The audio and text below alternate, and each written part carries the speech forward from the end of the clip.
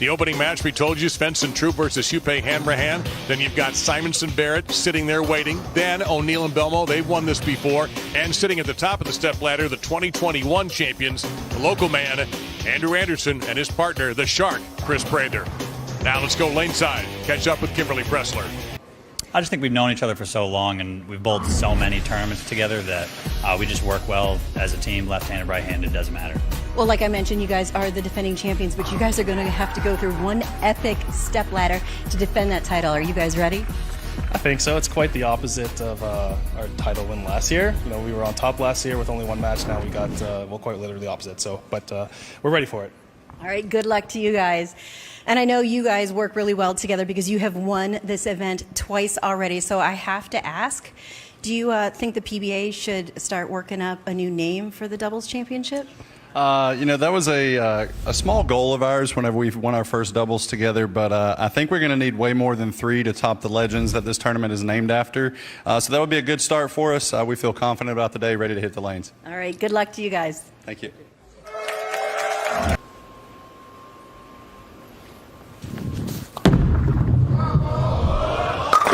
We mentioned we're bowling on dual patterns here. Mark Roth in the left lane, 42 feet. The Marshall Holman pattern in the right lane is 38 feet. Randy will break down those particulars shortly. Here in Strobel Arena. Mitch Hupé, that one tour title was last year with Packy.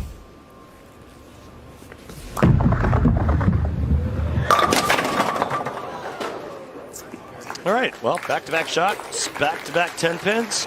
Let's go. That'd be a much better game if that pin wasn't in the rack for right-handers, right? But they, you know, they do have a tournament for that. It's called No Tap. Yeah, the 9-pinners, yeah. Yeah. Imagine what these guys would shoot if that was the case. Yeah, it would be stupid. That is how you defend your title.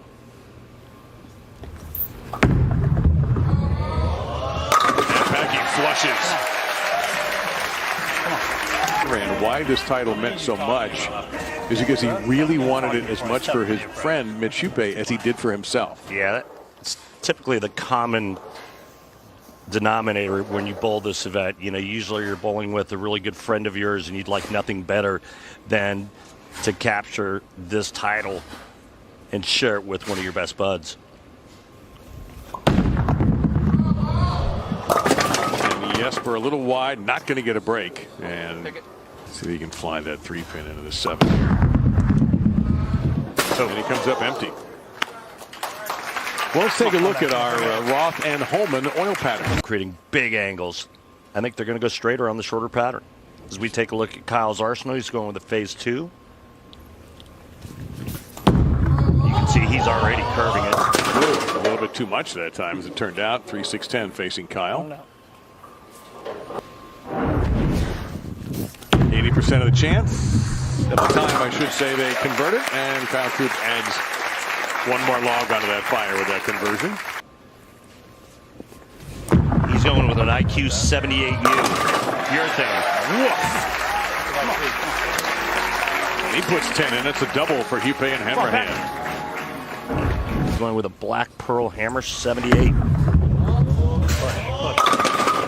He's asking for it to push. Make that. So Packy's on the left lane. Belmonte's just absolutely that much better on the left lane, the longer pattern. That's why he's bowling on that lane. Myself wiggling that one. Which we'll have to wait and see when they come on if that still holds true. That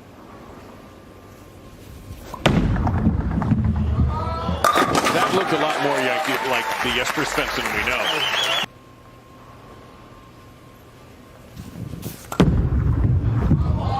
That was a ball change and big right. Up here, man. Oh no. Him to build that 35-pin lead. On the other hand, these guys are just straight piping it. Come on. Do it. This is a long-standing relationship between these two that goes back to Wichita State, too. I mentioned an incredible bowling powerhouse in college bowling.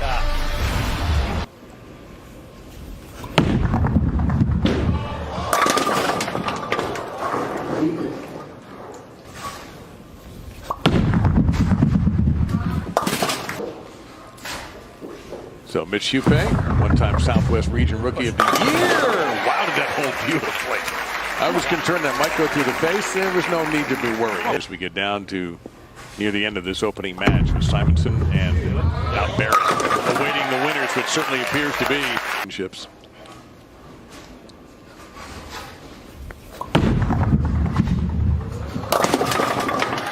That's a unique looking strike right there for Jesper. Yeah, we got a double.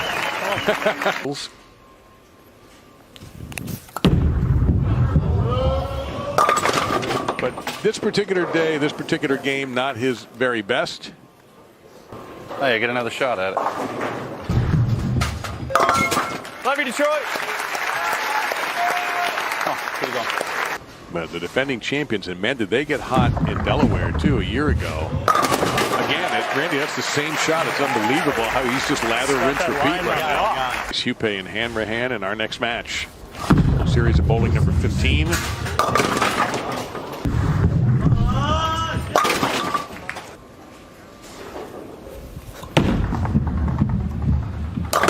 Right now, the team that won it last year is still in the race to make it back-to-back. Hupe and Hanrahan dominating that match 231 to 182, and the next opponent will be the Dominator. Packy hadn't opened in the 10th frame, I'd say this game is almost done before it starts. But the next match, and I'm sure Randy will agree with this, and I see my opposition do that on the left, but they made the telecast and I'm up there talking, so they know what they're doing. Nope. Sure. Look, it's easy. Swiss Army knife. Yeah. Oh boy.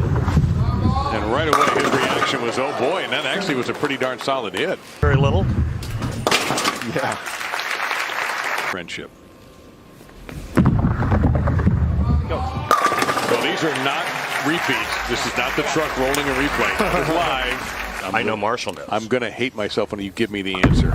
Well, in 1975, I was in line to make my first telecast. It was in Cleveland. I was bowling great. I had a couple hundred-pin lead over 6th place, and all of a sudden, the Kokomo kid put on one of his rushes, Don Johnson. And he said, and he was the nicest man ever. Yeah. It was like he was saying, kid, I'm sorry, but you're going to have to wait a few tournaments. I'm coming through. So Henry had a little bit better frame than his opener, but right now both teams are off to a very quiet start.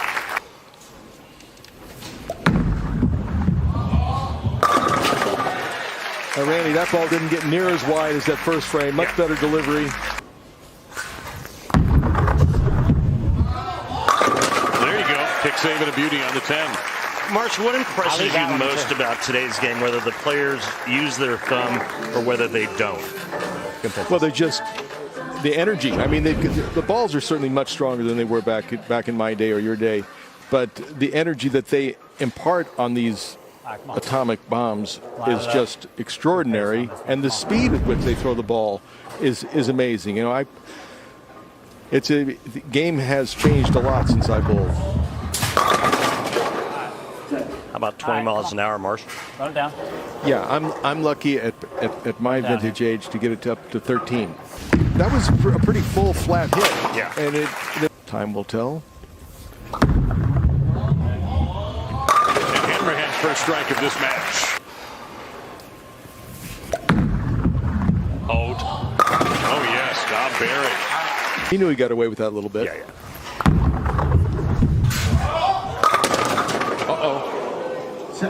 That's a urethane hit. That labored. That's a urethane hit. So you say that, what do you mean by that? Because the ball starts early, it has nothing on the back, it can't get the weak 10 out, now the 7 pins with it. There's just not enough motion going through the pins. So is it time for a change?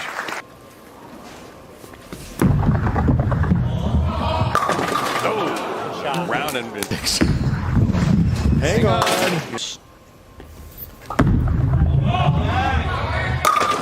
Packy is picking it up.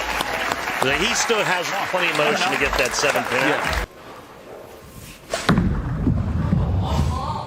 Oh, Don Barrett is dialed in right now. He has to hit high flush to strike.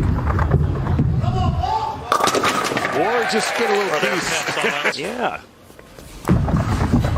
That looked left. Was. A lot of power in this telecast. Yeah. A lot of power, a lot of talent. There were some kids that were up there going into the last few games, and you could just see the veterans sort of sneaking up on them, and they younger guys started squeezing it a little bit, and nothing to be embarrassed about. When you got people like O'Neill and Belmonte on your tail, it can make a very talented player pretty nervous. Yupe Hanrahan made a jump from 8th to 4th in the final game with a 289. Hackey, little chef's kiss. They're sharp. Oh, that needs a hook. I thought he might that back. Yeah. It's 7-10.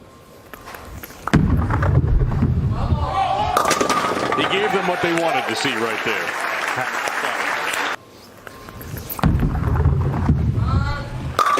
It's always nice when you take a moment. He knows he's safe with the urethane, but he can hit the pocket. Whether or not he can strike. I think they have to expect. We'll finish the 10th frame on the right lane. That's the shorter of the two patterns.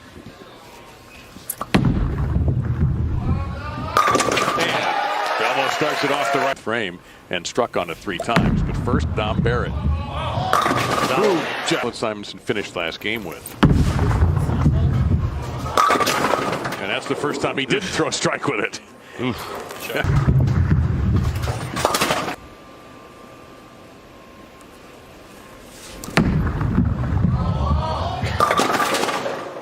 Yes. No trouble there for Bill. What a journey it's been for him in his 15-year pro career.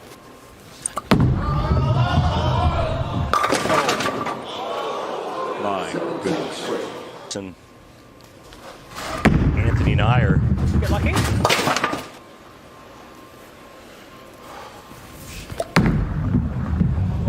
So, And that's big enough. 4 of them. got it. Smothered that 7-pin. Great shot. Wow. And that is our Snickers satisfying moment of the match. Spot.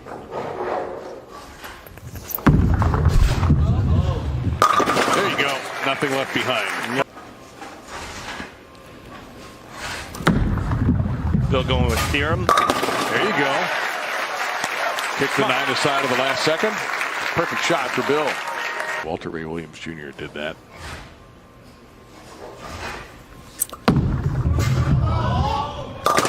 Ooh, mixer.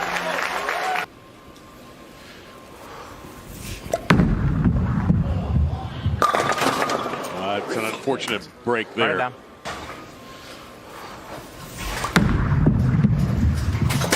Shaves it. He shaved it. He got it. And that time he had a right to say, uh-oh.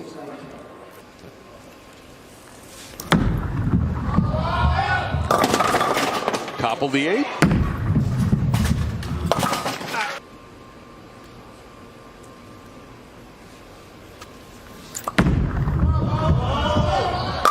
Boy, his angle is just incredible. I thought there was like 7 pins around your. I'm like, something's got to hit it.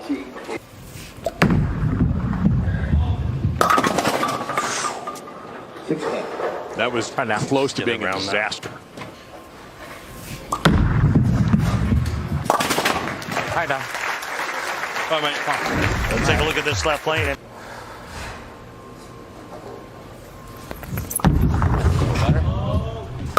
Well, he provided the commentary there by saying that's a little better. And getting it to do what he wants to do. It's amazing what he can do to a bowling ball. Now O'Neill, right lane. No way. God, are you kidding me? Very nicely. He's got nothing to show for it. I didn't even want to look at that one. He's disturbed, and I don't blame him.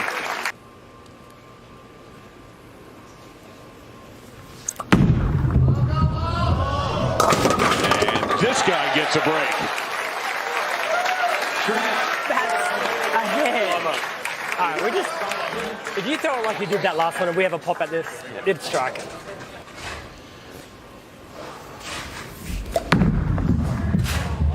And and he hated it. That wasn't that bad. That wasn't that bad. Come on, Spirit, give me a chance.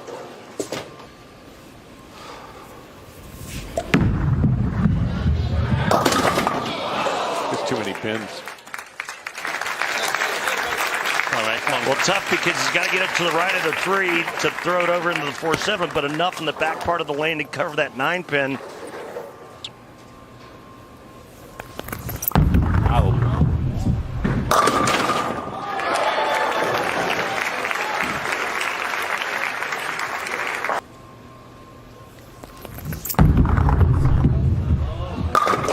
And there you go.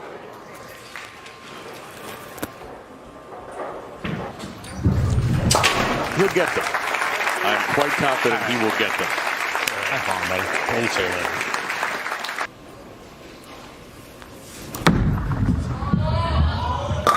Last I counted, that's more than 7.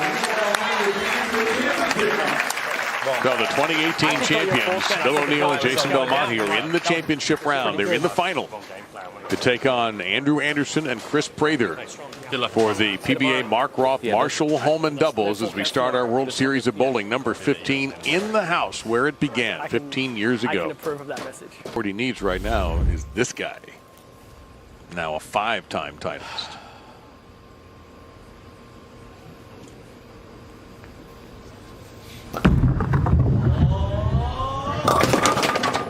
And to start with it's only the first frame, and so many things can happen. Wow, that was aggressive.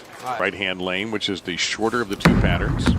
Oh, just fell off of that one completely. Almost fell down. That's just not something you expect to see out of Bill O'Neill. Dang it. You're going to have to get it come. A trip to the title match.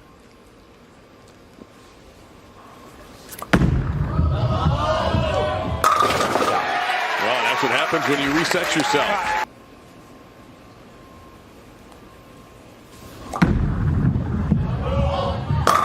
Yeah, there's a little late kick on the 9. By the way, the Holly Tension star. Something a little more aggressive, maybe? That needs to get up. 27.4% average. Nope.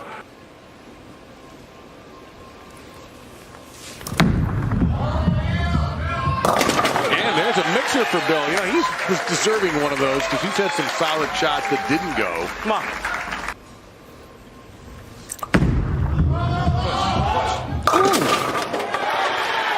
A back trip on the 6 after it went semi-Brooklyn. Now Anderson, who struck in his first shot. Uh-oh. Okay. Wow. After what Belmo did, and then he goes and leaves a pocket 7-10. His arsenal, he's using a Crimson Jackal. He's actually 4 boards left on that right lane that Bill O'Neill and beat O'Neill and Belmonte. That was a good shot.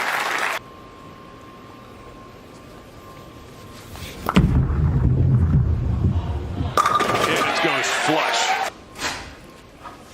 Just moved his target a little bit left on that shot. O'Neill. All right, good cover. O'Neill, an excellent spare shooter.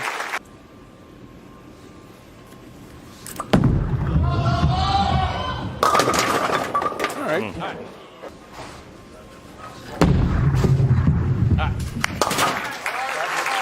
And O'Neill would have another title this year and pick up number 15 for his career. For me, I think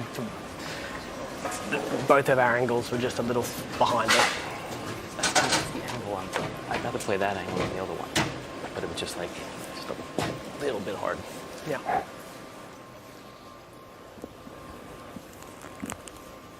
It's amazing the micromanaging that goes on in this sport, isn't it? They make it look so easy, but yet so many tiny details. Well, it's interesting.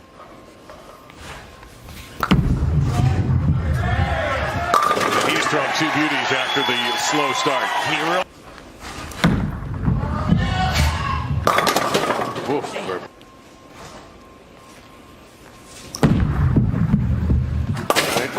Indicate we could easily have this match decided in the 10th frame.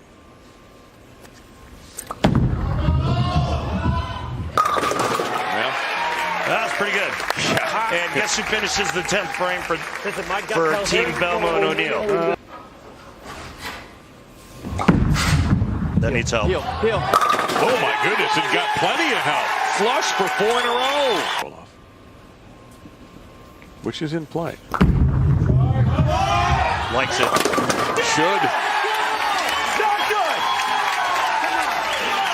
Shot clock warning prior to that strike.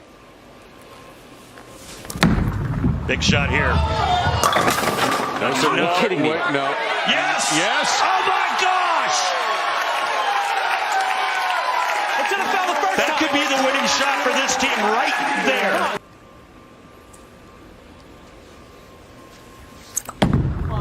That's left. No, sir. We still have a ball game. Just a hair inside, it looked to me. Well, now. Oh, I thought that was pretty good. Come on. Yeah, but Anderson's taking a few laps around the track. He knows. Well, it's been a tough season for both Prather and Anderson, and this could certainly jumpstart their 2024. That's better. Oof. 9-pin was a little bit late to the party, but down it goes, 215. I moved 2 left on the field. Should have moved. Strike at 6.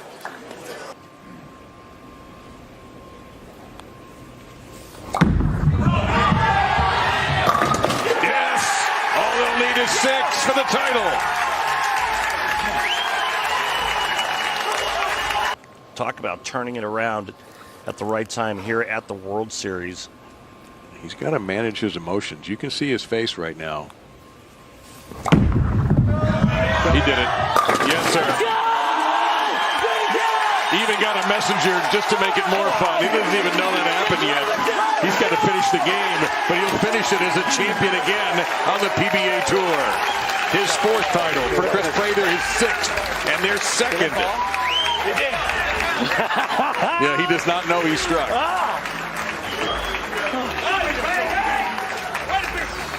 Way to go. He aced every shot. Every shot Anderson aced in this title match. He can barely get this out of his hand. He is choked up.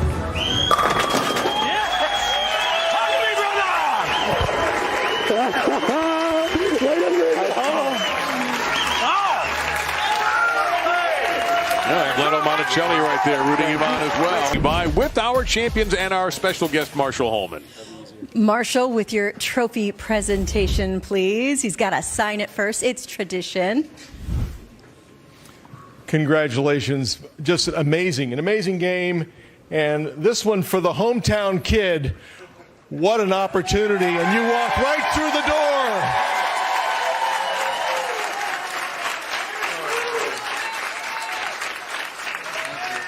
Thank you. Congratulations on this win, guys.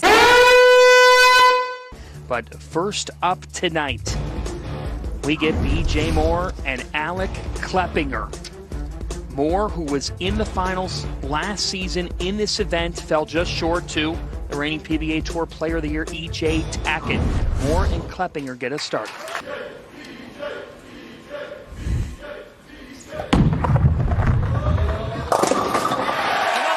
DJ Moore, beautiful start there, going with urethane pretty straight up the outside part of the lane. That's how you play Cheetah. We'll get into more of that when we visit our oil pattern.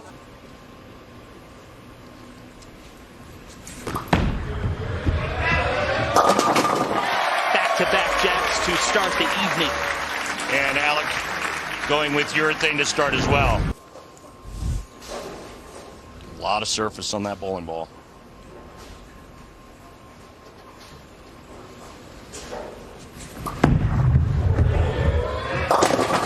Strong start for Keplinger. That's a great start. And keep in mind, folks, that we have 3 players on tonight's telecast that have never been on television before in singles competition. And if there's one thing we've learned over the years at the World Series of Bowling, it's first-time winners winning at the WSOB. Guys like Bill O'Neill and Smallwood, Stu Williams, Tom Doherty, just to name a few. Needs is a 7. Maybe the best one-time winner on the tour, but he doesn't bowl full-time.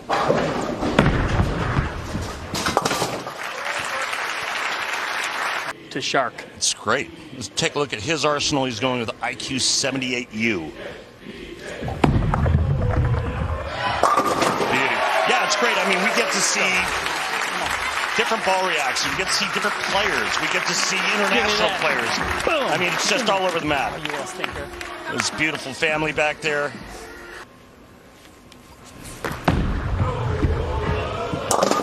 Keplinger with a strong start. 4 straight for Alec Keplinger. Getting back to the oil pad real quick, John, even though the outside part of the lane is really dry, that right lane is tight down lane, left lane hooks more. He has made TV in 2 majors. You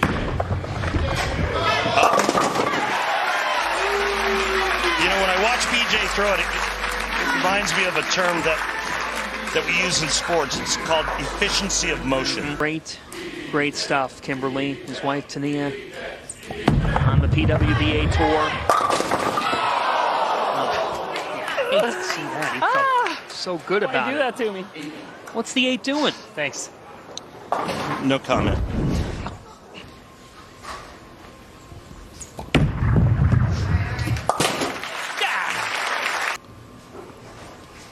He made it to match play, one of 16 left, by just 2 pins.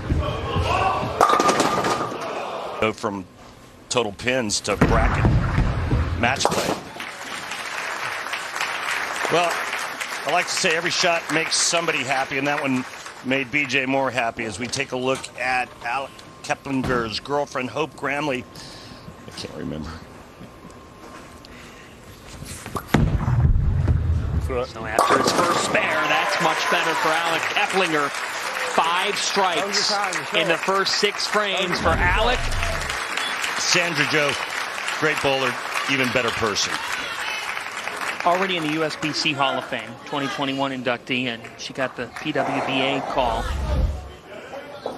Sandra Joe Shirey, a great, and her son doing her proud. Now BJ Moore trailing, looking to put a surge together. Yeah, how about no more solid 8s?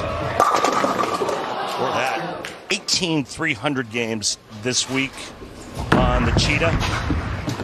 The most this season. But also opportunities for the gutter. 13 years pro. Oh, there's a strike.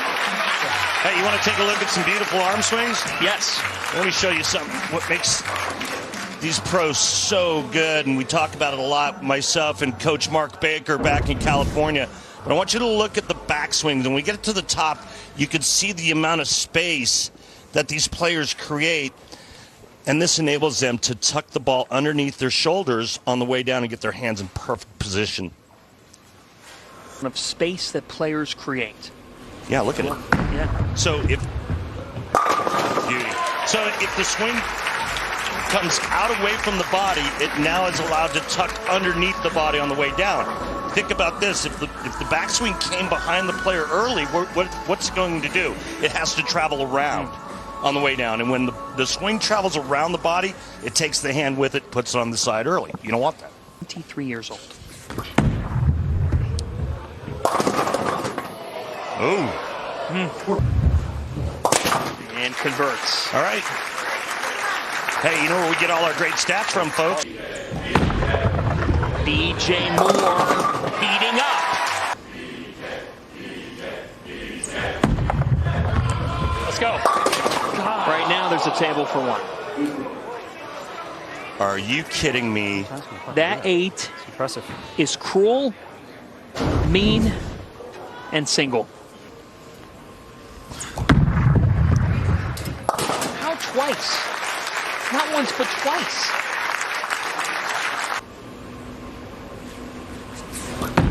Building the legend at Wichita State. He leaves 1 here.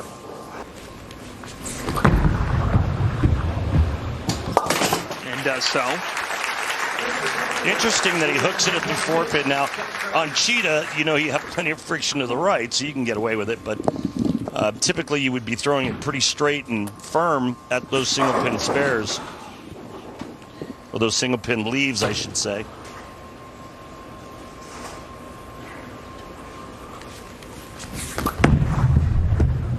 Come on. All right, just has to cover the 10.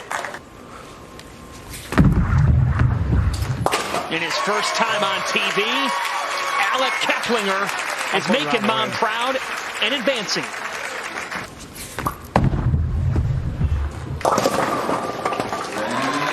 Interesting to see what he does game 2 in terms of any kind of adjustments.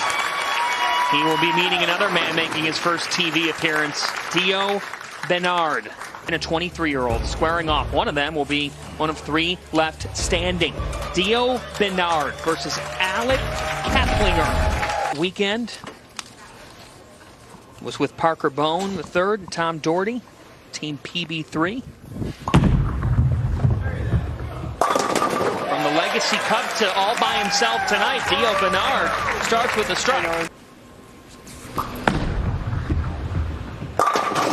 Alec with the strike, and his girlfriend is here tonight. Hope is supporting him. I may be Alec's cougar, but he's my cheetah. Okay, we have a sign of the night. Just hand out the honor now. Go hand out the trophy. That is an all-time sign. Just beating BJ Moore, starts with back-to-back jacks here. Earlier, because he said, this is my dream. How can he see his target? His hair's in the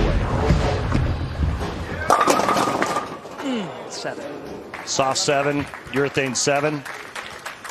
We had our pre-show interview with him. Yeah. I'm sure the folks at home have to be thinking about this too. At the age of 20, he's talking about how this is a dream and his mind's going 1,000,000 miles a minute.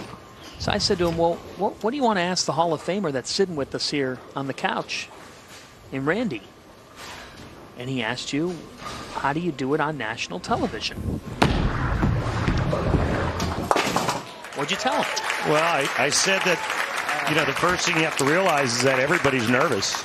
First couple of shots, I mean, the great Walter Ray Williams Jr., I asked him once, I said, hey, do you still get nervous on television? He made like 150 shows. He said, I sure do. As we take a look at his arsenal, black pearl urethane. So understanding that going in, then trying to get your feet underneath you, and then once you get there, get in that mindset to where nothing else is happening around you.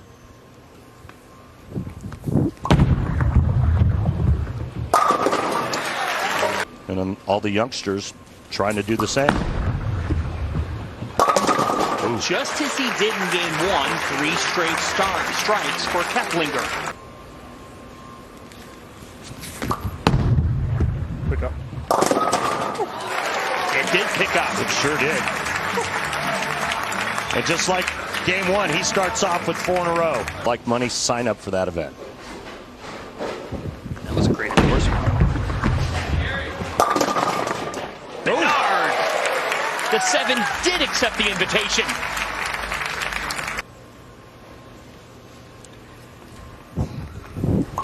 Oh, somebody coughed in his backswing. No problem. Wow, kick save on the 7 and a beauty. Hey, that's the benefit of having that hair. You block out all the noise. He's just in the zone, man. He's cutting it. He's cutting it loose. Knowles.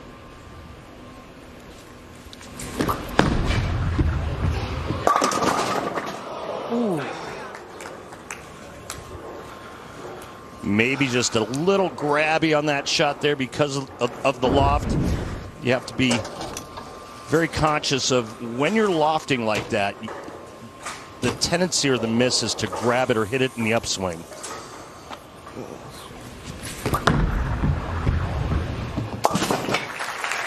Pretty solid, though, thus far, game and a half. To post 9 straight strikes in game 15 of qualifying just to make match play. And strikes in the 6th here. We've got a battle. He's smiling from heaven watching these kids battle here tonight.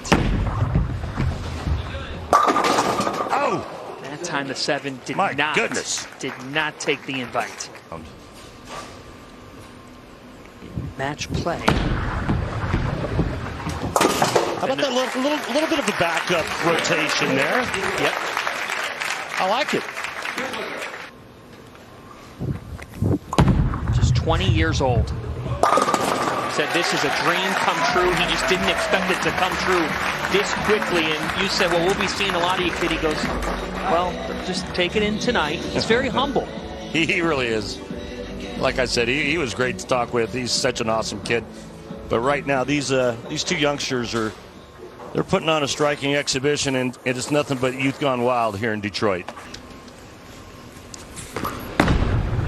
Lofting. And the 10. You know, at which point does Alec get out of the urethane and into reactive resin? And it's too early right now. I mean, he started front 4, left that 9 pin on that right lane, and now backs it up with that flat 10. How many more weak 10s before you make the change? And again, it's just one this game. Going with the loft to eliminate the front part of the lane, which is getting really dry. So he's trying to loft it over the dry heads. And there's that check again. So we saw it game 1. He kind of lost it towards the end of that match with BJ Moore. 4-9 spares in a row. This game starts off front 4, and then it was 9 spare strike, flat 10, and now a 4-pin high on the left lane. If he has a shot to waste in the 10th frame like his fill shot, sure, he's going to look at reactive resin. Something special at the Legacy Cup. What a cool event that was.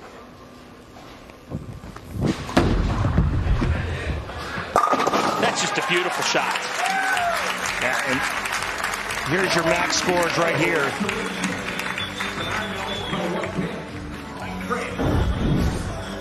But he needed this one. Dio Bernard. Strike here, he can't be shut out. Boom! Hey, 5-pin. Bye, Felicia. Need it. High again. The 4 stands. Isn't much more than that.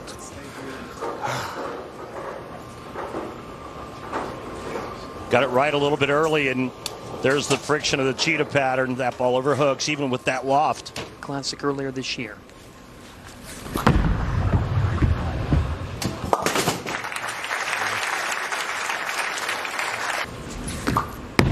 Oh my goodness. That had some airtime. Was also in that race and now has to have it again. Oh my. One more, and the 10 said, not tonight. Yeah. Urethane ball is done for Alec. But how about these youngsters and their performance thus far? Also adding BJ Moore into the mix. Not one ball out of the pocket tonight, with the exception of the fill shot that Alec threw in the 10th frame. Dio Bernard, the 20-year-old kid, is moving on in one of 3 left standing in the Cheetah Championship.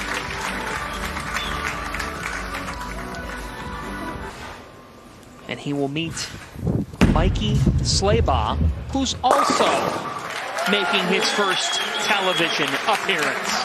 Well, you said there was 3 left, but there's only 1 left-hander left, and his ball reaction looks really, really solid. Goes on. So here we are. You've got chalk. Top 3 seeds are left. Slaybaugh making his first ever TV appearance, as is Dio Bernard. Zeppelin.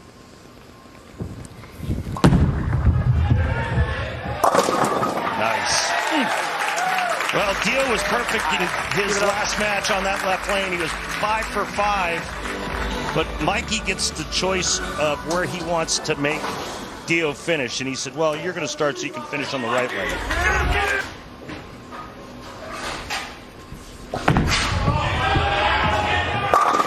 Slaybaugh. You're going to have fun tonight. Career PBA regional titles.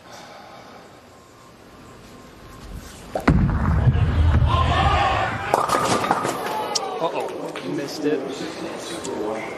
Oh, boy. It's him, as this is the first time he's left this all week.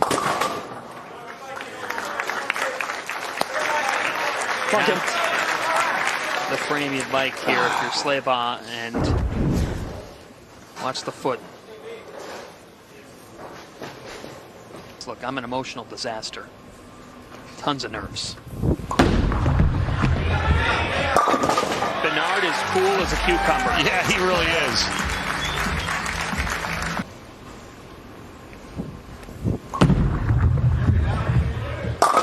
Bernard, a triple.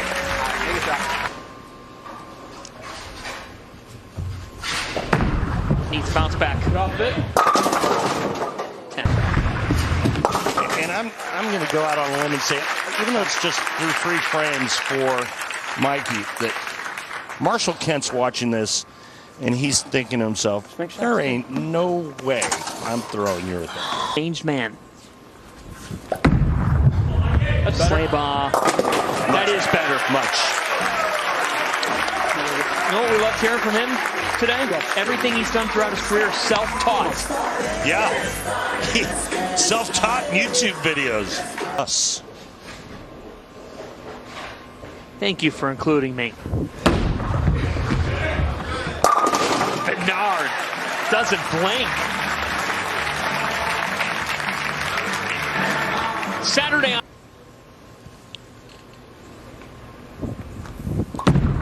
Bernard was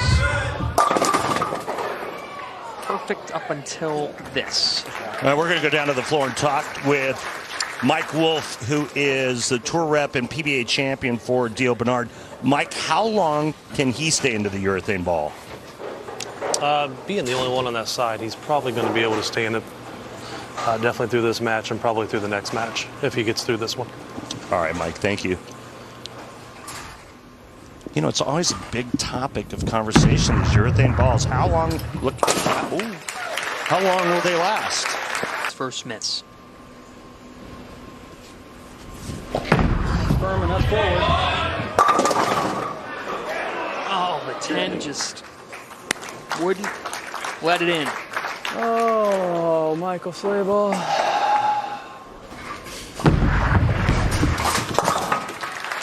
Best of his life. That's a lot better. There you go. Yes, it is. You know, another part of his interesting story was the fact that he said, hey, I lost 75 pounds, started lifting weights because I wanted to be an athlete. So, we have quite the finish ahead for you here from Allen Park.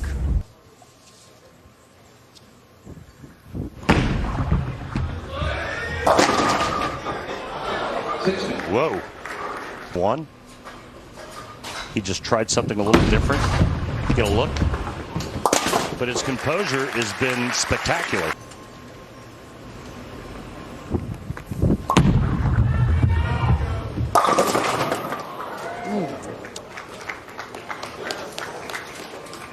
And so you know exactly what it's going to do, and that helps free up the swing.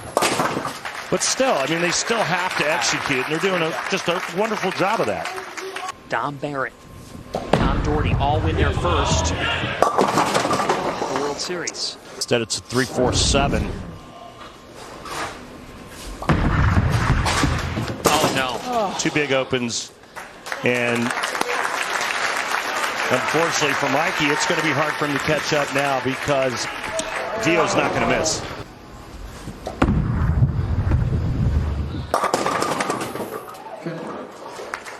Oh. The urethane 10. Atta baby. And what an accomplishment to get to this point. I look up to BJ, how he behaves on tour. BJ gave him a huge hug on Mikey beating him. That's sportsmanship, that's class. But what we're watching right now is Dio Bernard clinch a spot in the finals.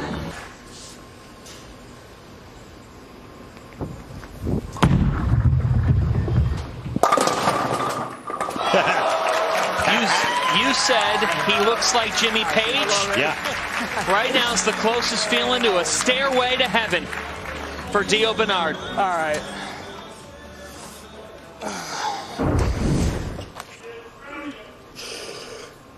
little noise maybe for the last one? Come on, Allen Park.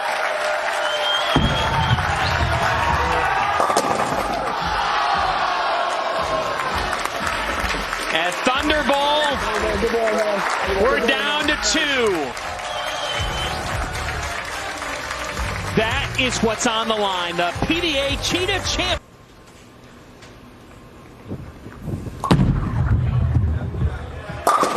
Boom. For Marshall Kent. The Illinois Classic champion from back in February begins with a strike. Well, the ball he's using wasn't on that list, but it is a GB5. Back-to-back jacks. And you know what that is right there? That's 10 in a pit. Youngest PBA member to win a regional title. He was 16.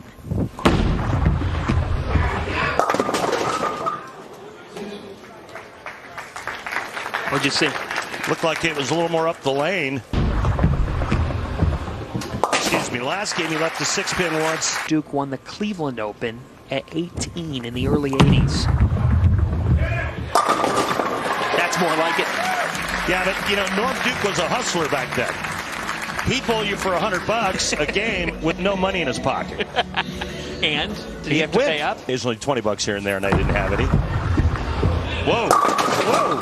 I love that man's sunglasses behind Marshall Kent. That guy is locked in. I haven't noticed. Let me look. Get back to him. Check out the right there. Whoops, sorry, folks. Let me get that off of there.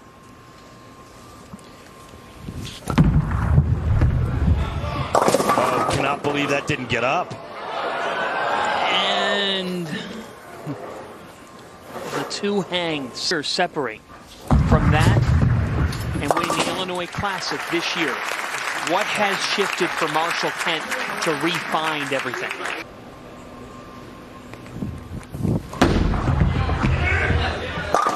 Bernard, man. That went through the pin so hard it left him dazed and confused. Stars so bright, you need some shades. 2-pin lead can increase it to 12. He's just been unstoppable. No. Come on now. Come on now. Heard what you knew about how it starts. Everything is mental. Good start.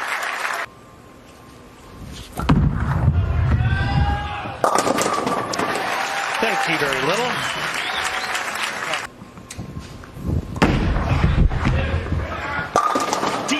Bernard, big time.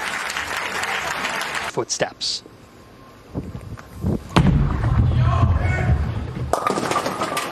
Whoa. He blinked. Whoa, hold on to your hat.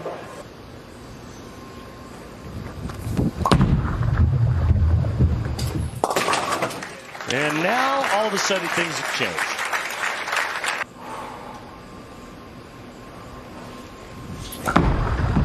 The window opens. Oh my goodness. That's not the right move. Well, this is not something you'll see professionals do very often. He got it up the lane and misses the head pin left. Yeah, that's 5. Being number 1 has been rough. It was better, and it's a strike.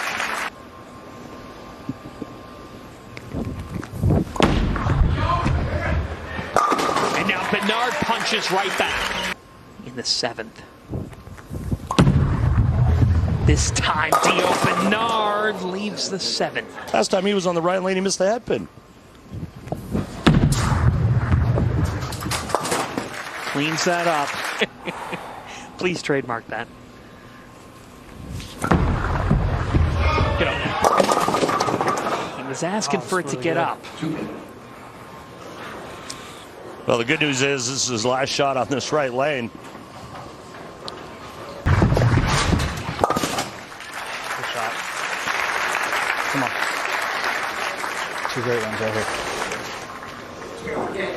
After the first strike on that right lane, he left a couple of 10 pins, and then from there, he just didn't see that right lane very well. Of his career. 3-6-10. We should like that one. Did you hear him? Yeah, he said he actually liked that one. I just don't think he saw this championship pair correctly. That was a miss in by a couple of boards. And I think that he thought maybe there'd be some hold in that part of the lane from the urethane balls going down from the right-handers, but not the case. To us earlier today, I just take my brain out of things. There's a strike. Maybe a little steeper angle and slower speed for Marshall Kent on this pair. It just never looked like he matched up very well. Now, any mark will do for Dio Bernard to capture his first ever win. His first time ever on television. Dio Bernard, a mark to win at the age of 20. This kid is already a superstar.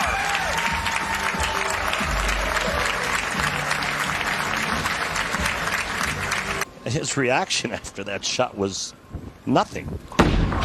He was 13th in pre-tournament qualifying. And now at the World Series of Bowling, Dio Bernard, at the age of 20, your Cheetah Champion. There's a whole lot of love for Bernard in this building tonight. Hoist it, young man. That's the satisfying moment of the match. Sponsored by Snickers. Nothing satisfies like a Snickers. He says it's the best day of his life. Earned every bit of it. Congratulations, Dio. Wow, was that fun to watch. Unbelievable. First ball here in the 10th to win it. And look at this reaction. It's like he's just like numb to the pressure, to everything that's going. And now all right, it's official. I mean, wow, what a performance. And finally, a left-hander wins in 2024 on the PBA Tour.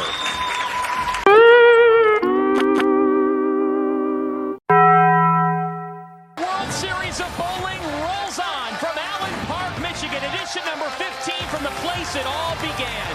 Tom Strobel Arena, we're at Thunderbolt Lanes. All 5 players have won on the tour before, but in this first meeting, later they meet again, and the Iceman will get us underway.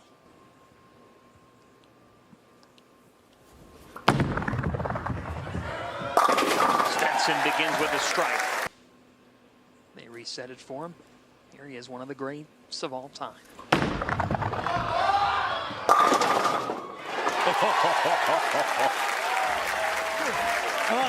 Bowling fans, you're welcome.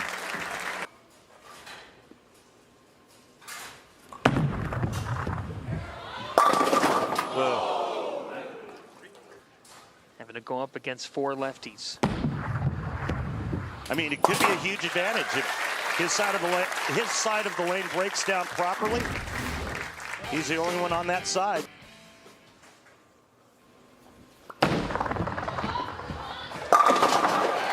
Svensson with back-to-back jacks. And Jesper Svensson going with the IQ 78U urethane. And a nice start there for the Iceman with back-to-back jacks. Belmonte at his high rev rate, 536. A triple to open the evening for the Iceman.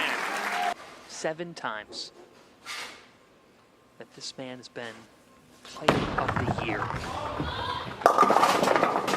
But he's got a dilemma. 14 split. And talking to his ball rep, Tim Mack, prior to going on the air, I asked him about the pair, and he said the right lane's the tricky lane. And he missed it. Uh-oh. But this was a really high scoring pattern on the other side of the building here at Thunderbolt.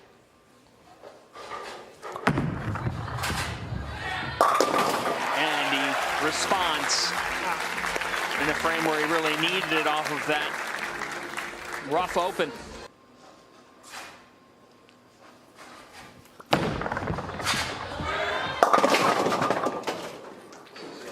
.610 for Svensson. First time he's blinked. 11 titles for Svensson as he cleans that up. PBA champion Kyle Troop, Jesper Svensson's tour roommate. Kyle, what do you see early on besides the big lead by Jesper? I mean, I feel like he's going really well. Looks comfortable. That was a little errant shot there, but you know, we got a great team here. He's a great bowler, and here for moral support. Watch the show. Thanks, Kyle. Looking solid.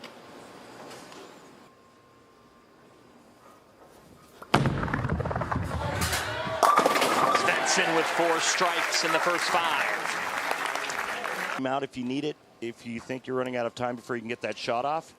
And if you do get a violation, it's not a fine, it's 0 for the shot.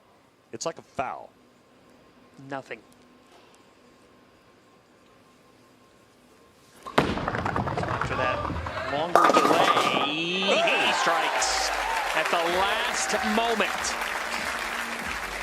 And that was really, really big for Jason Belmonte to give him a little bit of hope, even though we're halfway through game 1.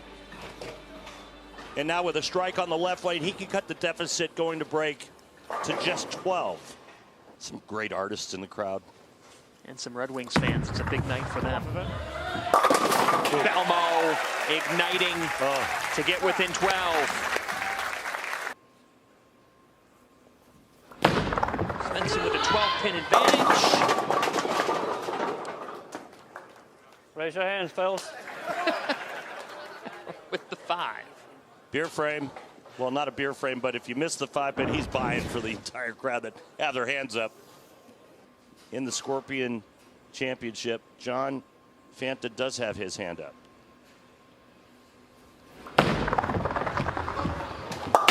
He could close his eyes and make that, so yeah. Your hands were down, so you owe me a pitcher. Put more tools in his toolbox because he's known as the urethane guy. He's got so much power. There's that power. And so much success with urethane. But the lanes on the left side in 2024 have been pretty tough, and so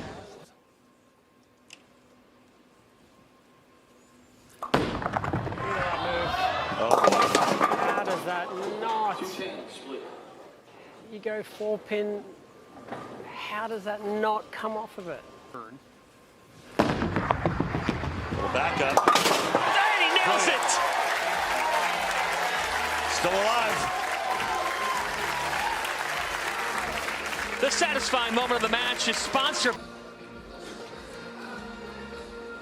Still alive.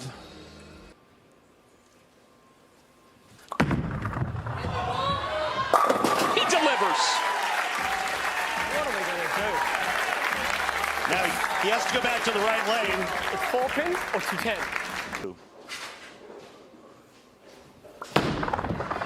Up the lane. Beautiful. Stayed there. Look at those numbers. It stayed there. I can't believe it. Wow. Look at those great stats. Strike after strike percentage. Svensson, Belmonte. I'll tell you where we get those great stats from here in a second. I know. Is that from Lane Talk? It's from our dear friends at Lane Talk. For more information, please visit. Those hopes stay alive after that disastrous third for Belmo. So here we go now. Two-handers. Big one here. Boom! Belmo! Man, was that good. Hall of Fame material. Made just a little bit of a move and then slowed it down, and that was perfect.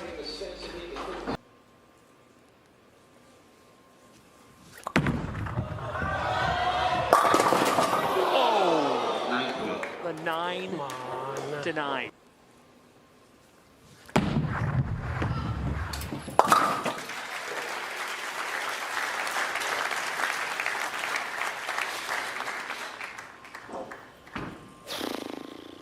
because the rest of this field knows the longer that this night goes, if Jason Belmonte's in it, that probably wasn't going to be good news for them.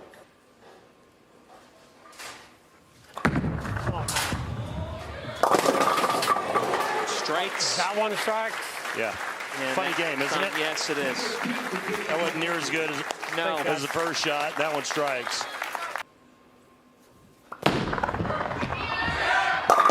Nice, man. That's a winner. Jesper Svensson, the Iceman, advances. No thaw to start. Ironically enough, is what Jesper Svensson told us earlier today. He said, I've never felt better physically. Yeah, success breeds confidence, doesn't it?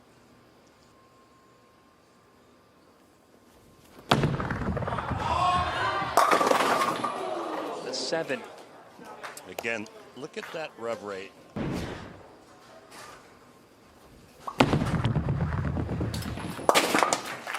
And he thought early on the difference between the left and the right.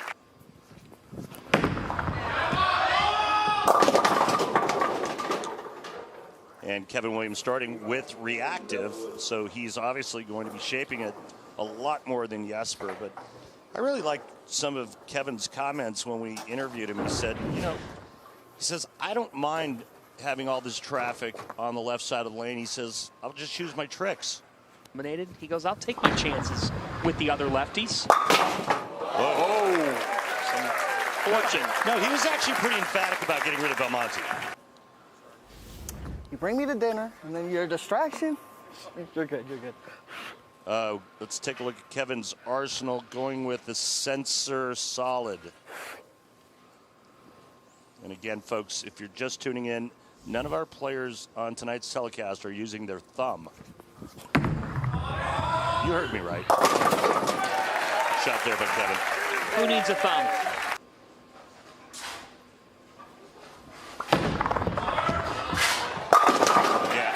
That's the lane he's going to try to jam it on. And it's working out pretty nicely for Jesper Svensson, who lost to Kevin Williams in the round of 8 series. That's why it's bowling's grandest event. Oh no, another ring 7 on that left lane. He's playing that left lane to hook just a little bit more than the right lane. I wonder what's going to change for him after back-to-back ring 7s. John, I think the only thing that could change would be that Jesper tries to mirror what he's doing on the right lane, tightens his lineup, and just tries to jam it on that left lane as well. Kevin Williams, he beat Jesper Svensson in the Players' Championship. First round last year. The 6. Swishing 6. So on the left side, they've taken advantage of it.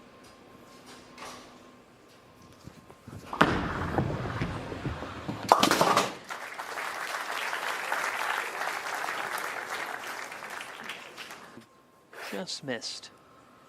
Top 5. Those are some big-time names. We'll see EJ tomorrow night, right? Yes, we will. Dio Bernard just won last night. That's all right for Kevin Williams. Shaping that one. Gotta throw it that way. Hello. I just gotta throw it So that for way. Williams, strikes on the left.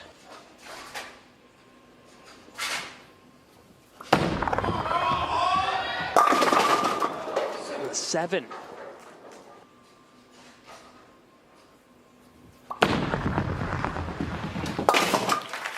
All right, let's go back to Tim Mack. Tim, 3 out of 4 ringing 7s. Going to break, what do you guys talk about and what changes need to happen?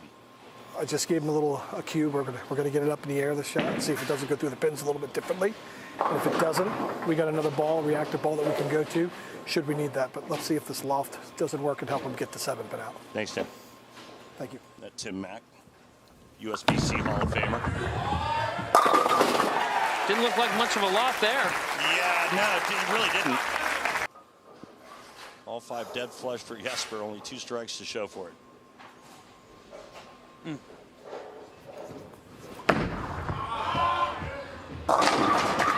Williams. And Kevin Williams with back-to-back strikes. It looks like he's made a 2-in-1 move on both lanes. 2 boards with his feet, 1 board with his target, 2-in-1 right to try to shape it a little bit more. 2 strikes already on the left, looking to be 3 for 3. He will close on the left. 3 for 3. Let's go. Let's have the ball. Come on now.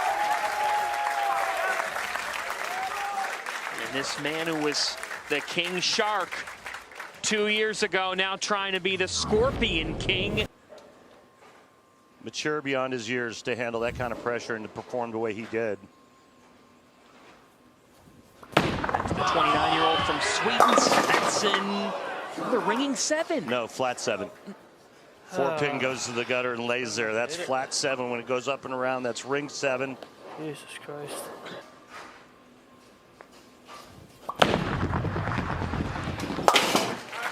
So here's the dilemma for Jesper, right? He's locked in terms of hitting the pocket. He's throwing urethane. He's throwing urethane. He's not striking. So what change do you make? Now, if he goes to reactive, he has to make a big, big move.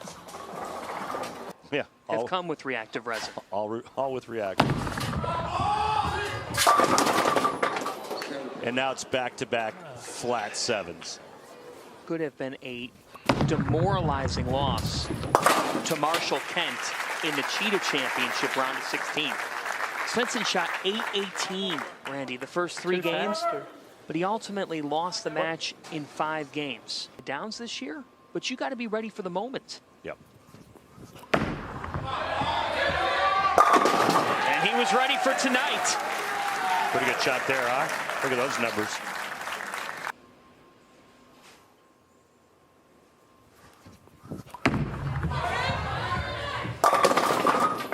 Yeah, that looked a little wide and late coming around the corner.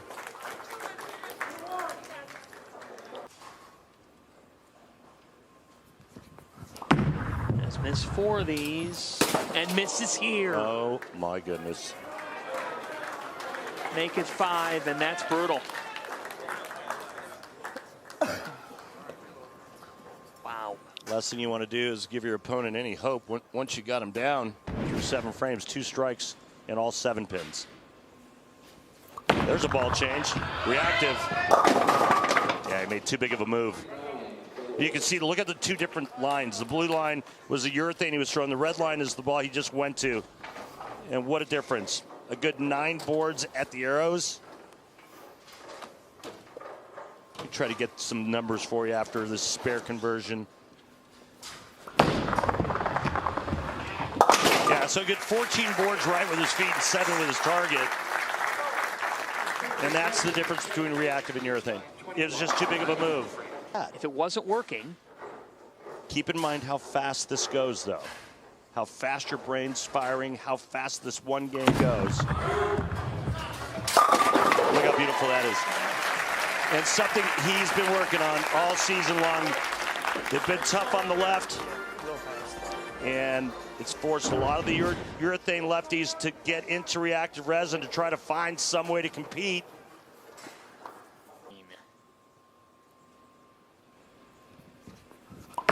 Right lane has treated him well and continues to do so. Spare strike in the 10th. He shuts out Jesper Svensson.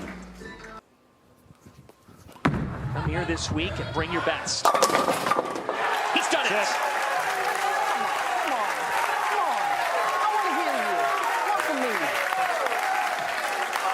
I'll take those. You should. The Just Right Strike is brought to you by Just Bear.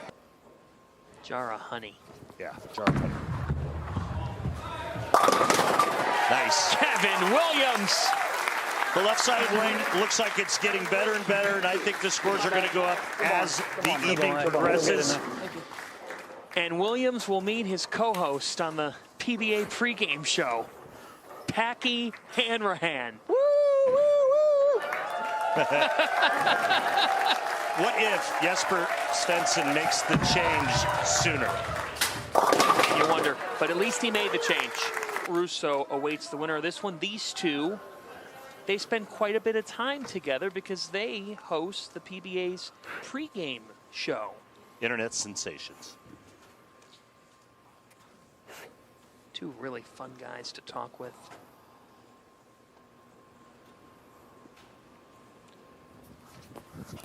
Kevin opening on the left here. And strikes. That covered some territory. Yes, it did. 4.9.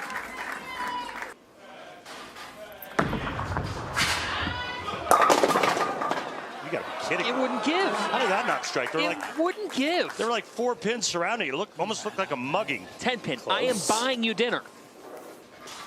I got nothing. You didn't even respond. I got nothing for you, buddy. I like lobster, though. Yeah, you do. That awaits for us in September. He's got a little chant in the crowd going. What?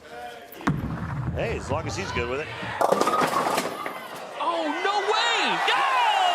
Yeah, you're right. No way. I'll even throw in some shrimp cocktail. This is a fun sport. I mean, as a fan, you gotta love it.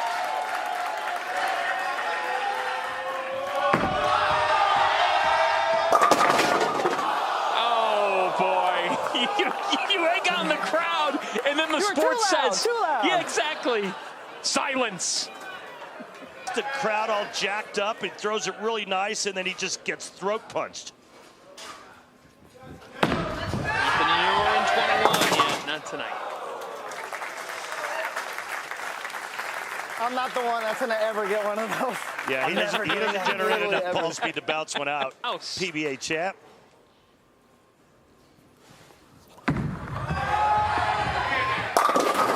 Two strikes on the left side for Kevin Williams. That left lane's curving. Yes, it is. At least it is for Kevin Williams.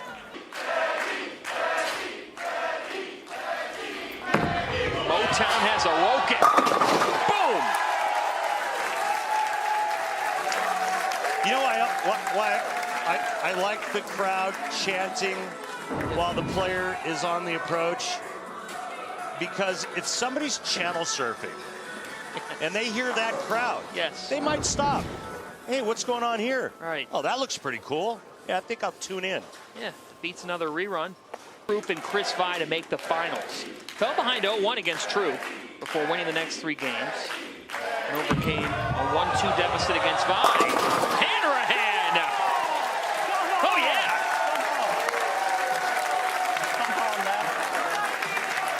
Oh, southpaws on the telecast. That's all that's left.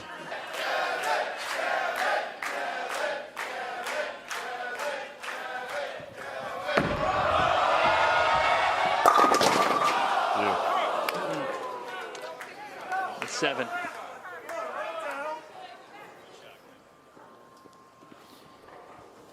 Told you about it earlier. You're on it. Springfield's hip-hop bowler. And he cleans that up. Hey, prior TV finals meeting between these two. They're best of friends. They both showed up for their pre-show interview at the same time. Oh, it gave! That time the 7 was stood up. You can call it.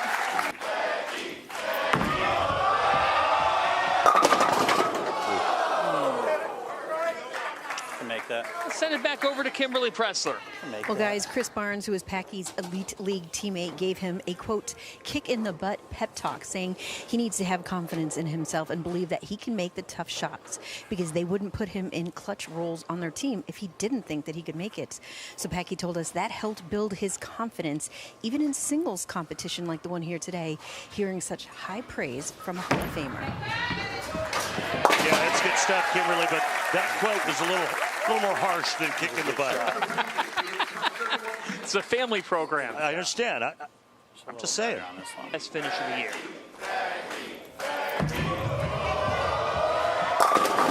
Packy Hanrahan. Heating up. Packy packing the 1-2. No. And this is all tied. But because of that split, he's down by 31. That's a big one. Good shot, man. Kevin shaping it a little bit more than Packy. Good shot. Packy a little bit more ball speed, going a little bit straighter They're laid down about the same spot. You can see how much more territory Kevin Williams is covering. It's his lone PBA Tour title. Get super lucky. Yeah! Not yet. Come on. There you go, Pat.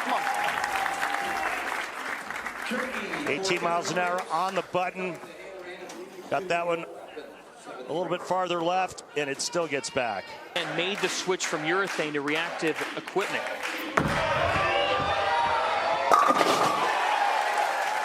He has caught fire.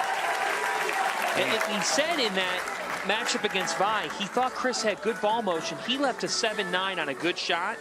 So he thought, I've got to change, even though it was a good shot. Made the adjustment. And he said, that's part of my approach to everything now. I'm trusting myself more.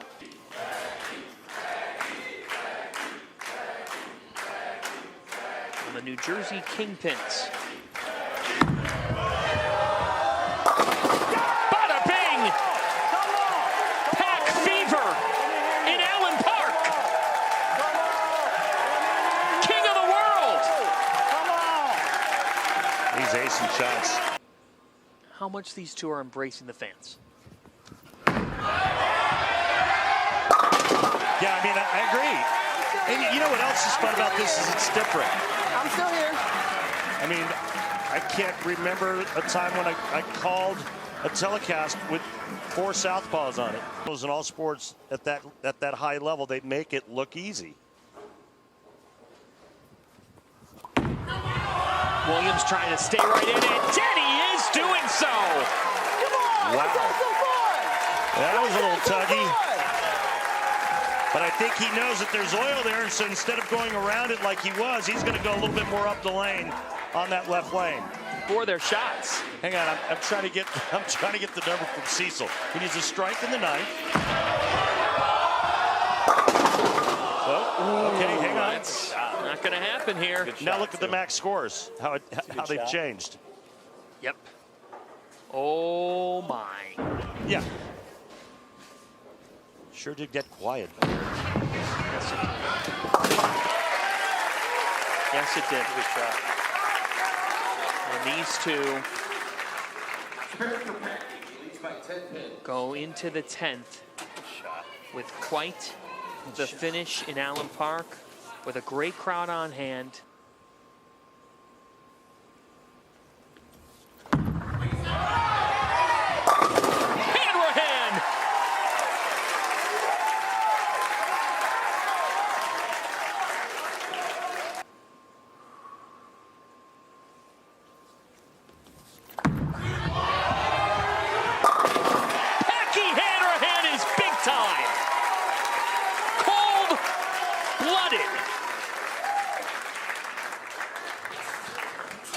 You want to talk about stepping up on this stage.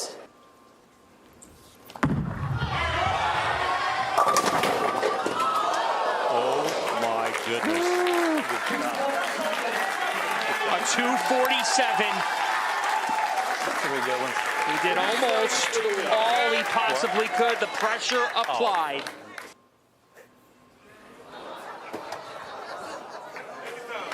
Oh man. Gesundheit. It wasn't a phone going off, but someone did sneeze. It is allergy season. Williams. Over. Not his night. Packy Hanrahan will meet Matt Russo for the Scorpion title, and these two friends will embrace. Come on, bro. Sit down. That was, I know it didn't come out, but that was fucking fun. That was fun. That was fun. Championship that's on the line here at Thunderbolt Lanes in Allen Park, Michigan. We're at Strobel Arena. Let's go, Pac-Man. That is an elite sign. Terrific crowd on hand here as Packy Hanrahan seeks his 3rd tour title. It's the 28-year-old Hanrahan versus the 27-year-old Matt Russo as we take a look at the tale of the tape. It's a big-time moment for these two fellas. About himself, his game, and that right there with the fans says it all, too. He's loose. He feels he's never been more ready to shine. And starts with a strike.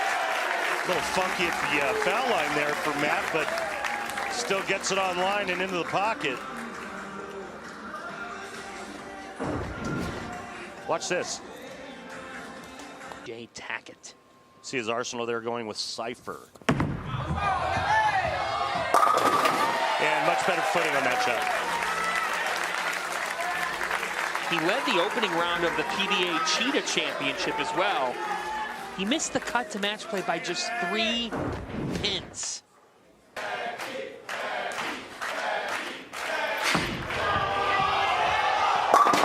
Back-to-back jacks for Hanrahan.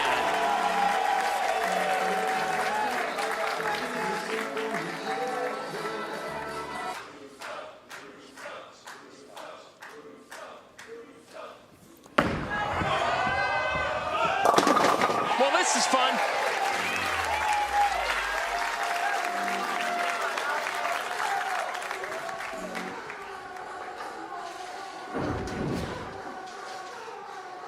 Perfect start by both players. Take a look at some of the categories for Lane Talk. Russo led 5 of those 7 categories. Strike percentage, first ball percentage, strike on strike, split percentage, and 9 or strike percentage.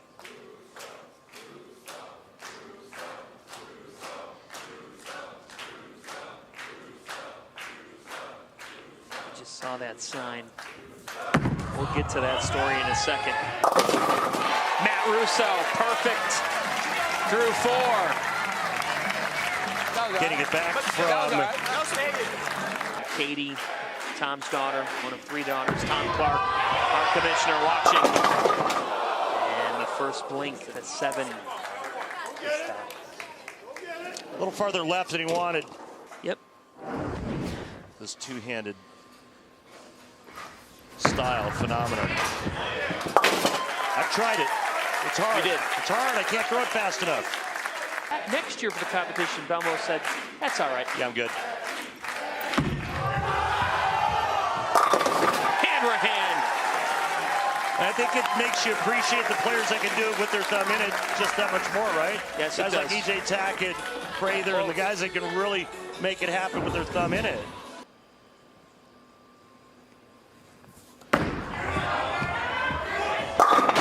Celebration for some. Ever? I smell a bonfire lit by Randy Peterson. You never know. That's not a bonfire, sir. That's a dumpster fire. Cheetah, but the rest of the week, not once. Yeah. Not once. Nope. I like that. You know,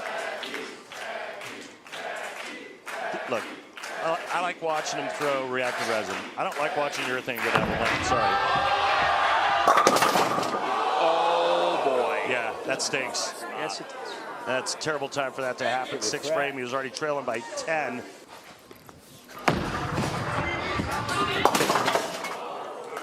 the right spot.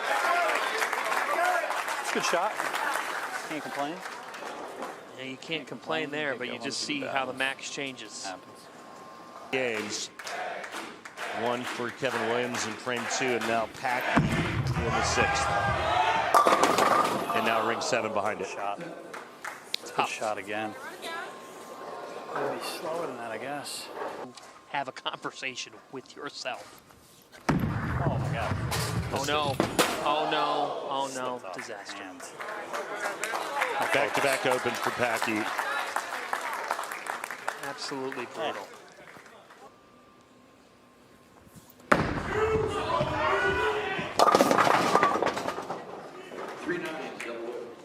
Three 9. Maybe a little urethane puddle created earlier by the Iceman.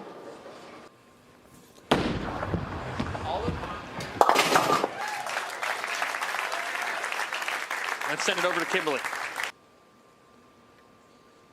And best of luck to Maryville University. Good luck to the Saints. A strike for Russo, who is in control. Yes, he is. The a marriage that they have, one that's rooted in this sport, how much passion they both have. As Hanrahan has had just a tough time here as this has gone on. I guess. A lot of skid coming down this lane, this right lane. Once the ball gets to about 50 feet, it doesn't want to go. Pocket 7-10, gets 7-pin. It's not like it's been bad shots. The one was a bad break. Yep. The missed 7-pin was a bad shot. Yes.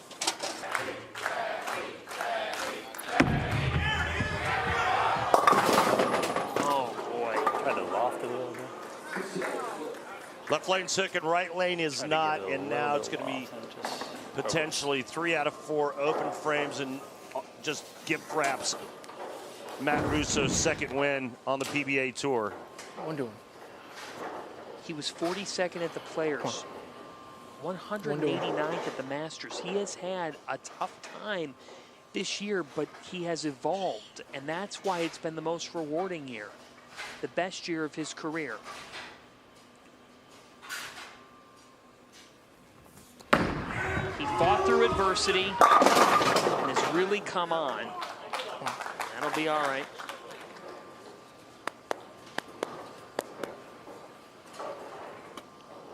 Title number 2 for Matt Russo.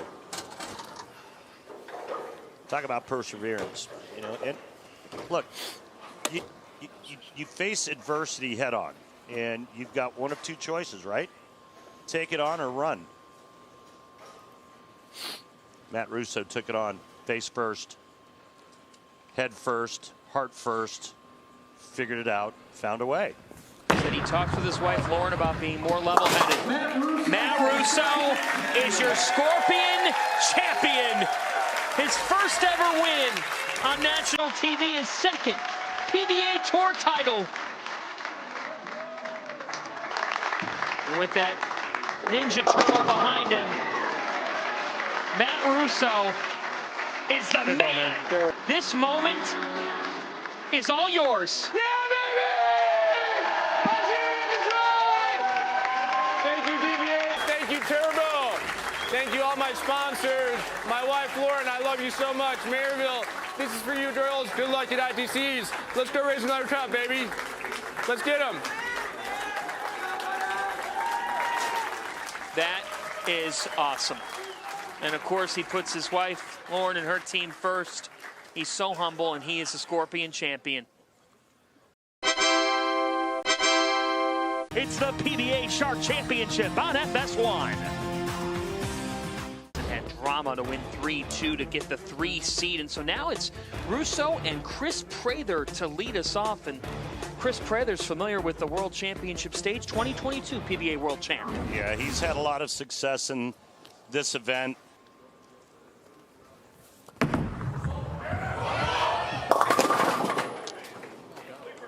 Well, 2, 4, 7, 8.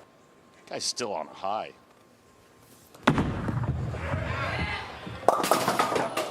not the way you want to start the evening, though. Too heavy on the 2-pin, chops. More issues, so you couldn't ask for a better setup for the 32-year-old. Two-time major champion. Ooh, good break. 10 goes just to 2. But yeah, you're right about the right lane. And talking with all the players, they said, hey, whoever figures out the right lane is probably going to win this event. Away the pocket too much, the ball won't make it up. You can't go too straight, you can't go too wide. It's got to be right in the middle of that, and you got to make great shots. DNA coil on the right lane, a tension star on the left. And there's a strike for Chris Prather. Someone a question and give me the answer. I just robotically followed that. He said, now I'm trusting my instincts more. Russo is in some deep waters to start. So back-to-back opens for Russo. All the qualifying is held. Russo needs a response of some sort, and that'll help. Nice. Messenger came and sent the 7 away.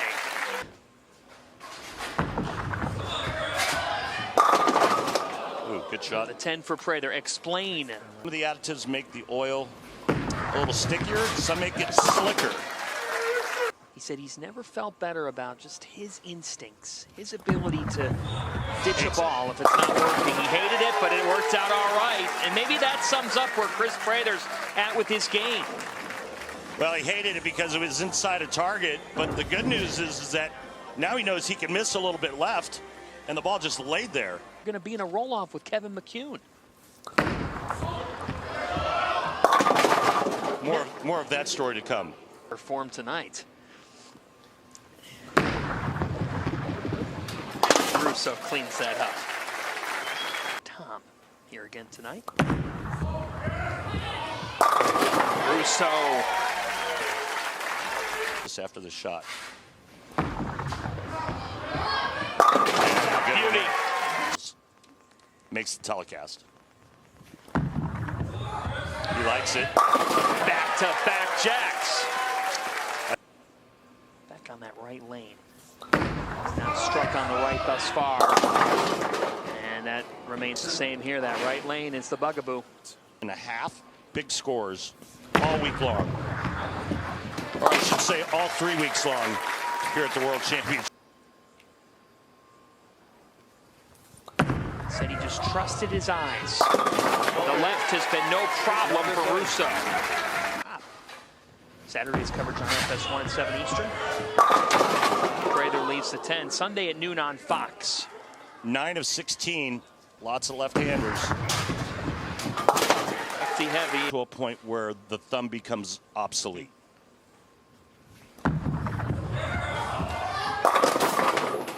Prather leads the 10. You weren't talked about last night. All 5.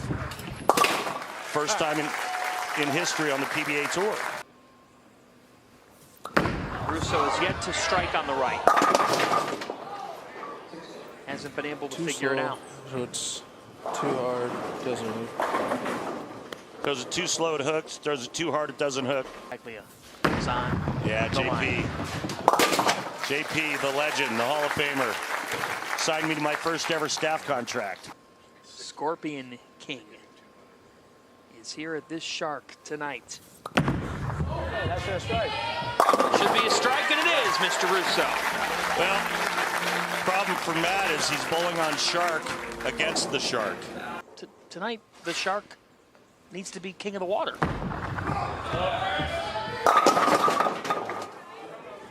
You're just joining us. That's what the players told us for an hour and a half earlier today. Can you figure out this right lane as Prather just needs 6 pins? As I almost break my ankle. That wouldn't be good. Don't do that, Chris. No.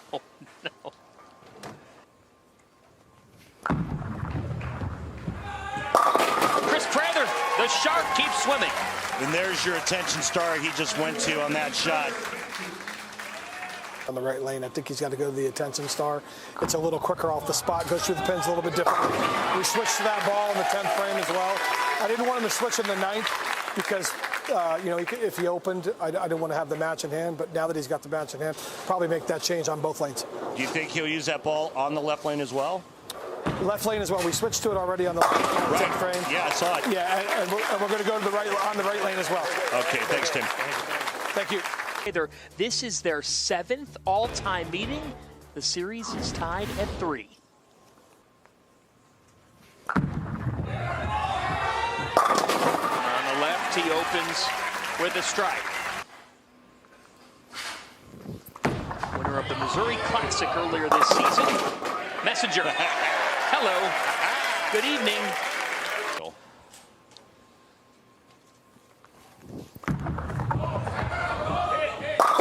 Back-to-back jacks for Simo. Speaking of DNA, he's got some pretty good bowling DNA. Found Anthony.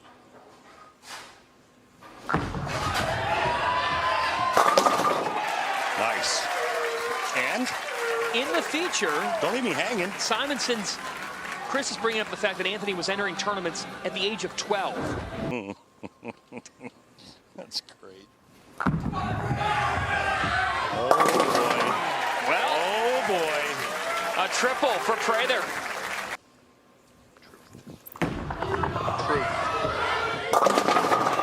He's just a presence unlike any other. Tom Clark, who's looking after beating Matt Sanders. He went the distance in both matches. Likes it.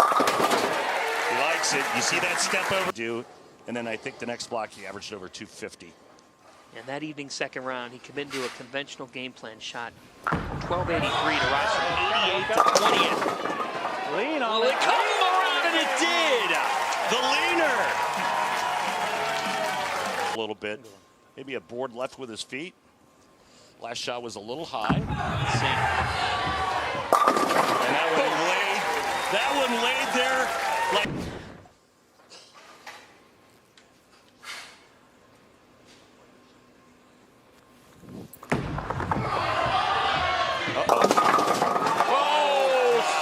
Fortune and Simo with a Jordan shrug.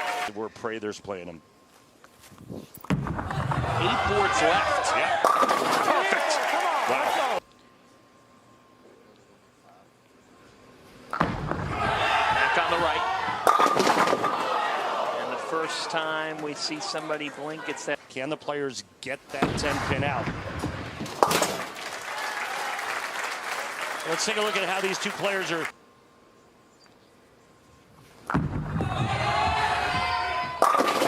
Prather's been perfect on the left. Flying less games. One of the harder events to win. Wow.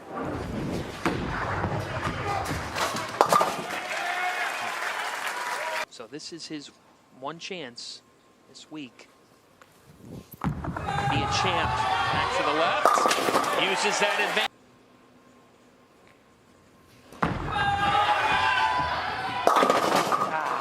Well, the 10 went. It's that right lane. More than a 10-pin.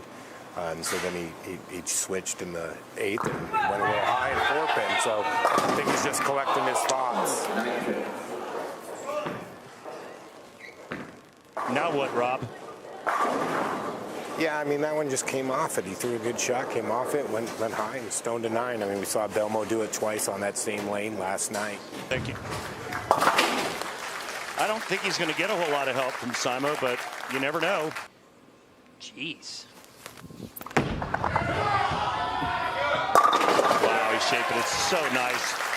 He is in mode and is in the driver's seat. Can I have my second re-rack? Pete Weber Classic and beat him en route to his only win this season. Oh! Hold on. Hold on. What just happened? Looked like he got slow. It is makeable. No. And so the door cracks open. Wide open. Prather needs to double on this right lane. My goodness. Aced it. He loved that shot. It went high. Anthony Simonson will meet E.J. Tackett in a heavyweight showdown. For the Scorpion, for rather the Shark Championship, Tackett and Simo next. Higher number seed, and he'll finish on the tricky right.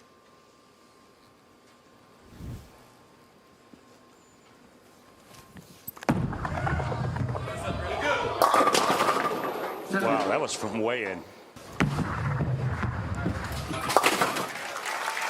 So spare for Simonson, and now Tackett. Yes, he has a chance to break Jason Belmonte's 2019 PBA record average of 229.39. Including his 71 games in the World Series of Bowling, he is averaging 230.60.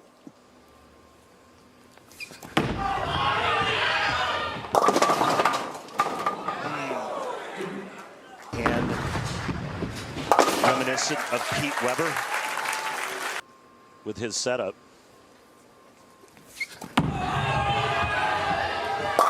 There's a strike. There's the friendly left lane. So what he has to avoid is getting tilted too early, because His push away gets quick. The ball gets into the swing early. Then he gets steep.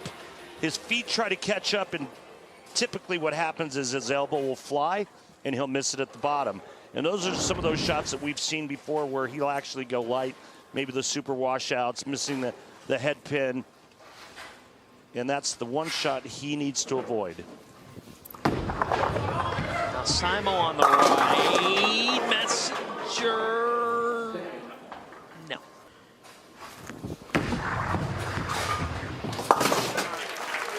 So we told you about that Pete Weber Missouri Classic. Anthony Simonson's lone win this season, February 18th. He was the 5 seed, became the first person since Jason Belmonte a tour title.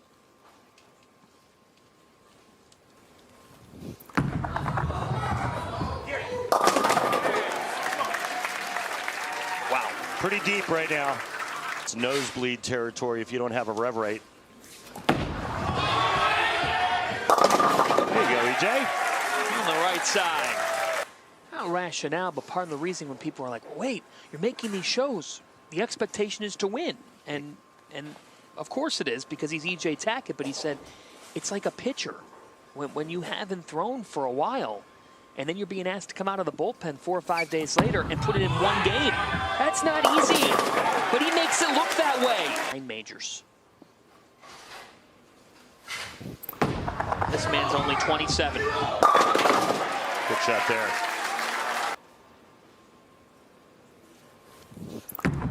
So deep. 10. And EJ said it to us. It wasn't like he felt like he bowled poorly. It's just Anthony struck out. Yep. Late. Right there, the right side of your screen.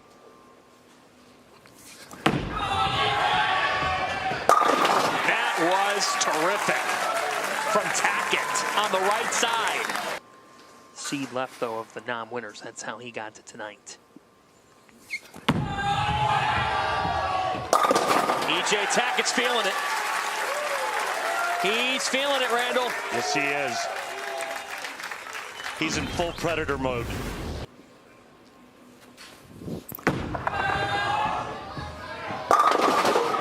That's a response from Simo on the right. All right, let's go down to the floor now and talk with tour rep Rob Gottschall again. Rob.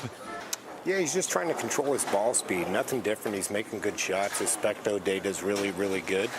So he's just trying to make sure he controls the ball speed to get it to read a little bit quicker and just go through the pins a little better. All right, thanks, Rob. And these are 2 great players. Has been deep on that left side throughout the night and has not been able to maintain the rhythm there with the 10 up. 3 of them have come on the left.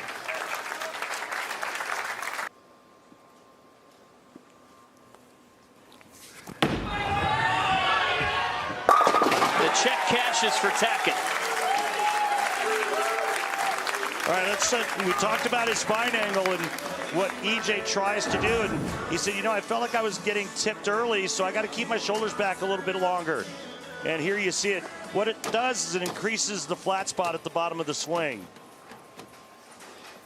That was beautiful. He is just knocking the tar out of those finger holes, bro. I mean, he's getting after it. The shows. Yeah. Look, you keep knocking on the door, eventually it's going to open. EJ is so good. I mean, just to make 6 shows in a season, I don't care. Look, you still have to have so many things go your way on the telecast. And he's going to win multiple times this season. I'm not even worried. Now Simonson on the right side. You make such a great point because, as EJ said, there are things. He felt like on multiple shows this year, he bowled well. He bowled well. But you're going up against the best on the planet. Many corners, maybe it's too steep now. Overdid it? No, that time he got it out. I mean, look, he actually got it a little bit farther right of target and shaped it a little bit more. It almost looks like he moved right with his... I mean, we knew it. Yeah. I would have bet 1,000. His position at the arrows was definitely right, and he didn't like it. You gotta have some luck. You gotta have some good fortune go your way. I mean, that's all there is to it. Tackett fever in Allen Park tonight. He's going to bowl for the title. My goodness, E.J. Tackett. He's so good. Best player with his thumb in it. Sound for a final, my friend. I mean, it just sounds nice. 4.79. It just sounds like the potential for more history at the World Series of Bowling. And, you know, what it would mean to Shota and his country. Never seen a keep it. Japanese player win a PBA Tour title. E.J. Tackett has been on the prowl for his first win of the season. For the first time ever, he beats Anthony Simonson on TV. Who will be King of the Sea? The PBA Shark Championship is coming up. On the PBA Japan Tour several times, the top player in the nation. He said that this was a dream not just for him, but for his entire country. 21-time PBA Tour champion. Shota Kawazoe, 21-time Japan PBA Tour champion. Here we go. You know, EJ is a great friend, and so is Shota. It's kind of hard to root against anyone in this match from my seat. But I'll tell you what, this is the biggest moment in Shota Kawazoe's career. Told us his family, friends, whole area watching and hoping. Well, a little bit of fortune. That's the nerves. Patterns. Suits my game well. No. It didn't give. Oh, he gets the massive break on the right lane, trip it out. And converts the 7-pin. That would have been a nice start. A good break, strikes there, starts with a double.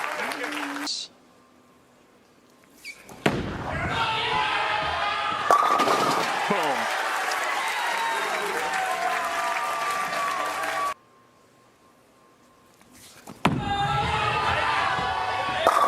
Triple for EJ. And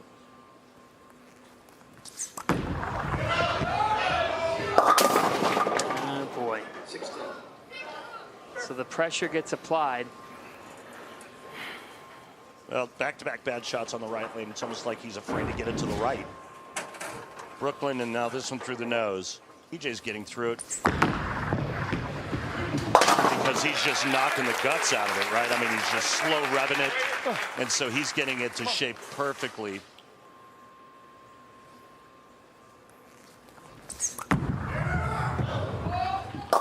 Kawazoe.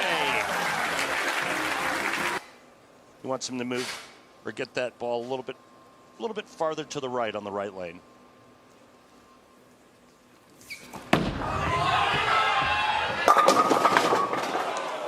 Wow.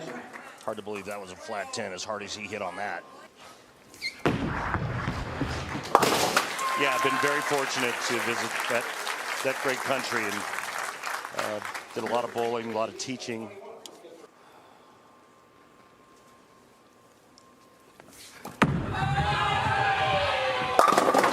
Tackett with a fist pump. He's perfect on the left. The right has given him a big dilemma. This time he strikes. Wow. Kawazoe responds. Kawazoe. Come on. 316. He was wishing it to go.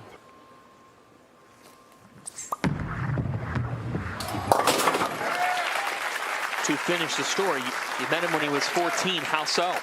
I was doing an exhibition in a clinic, and he was there in high school and gave him a lesson. To the right? Yeah, just the ball, the angle.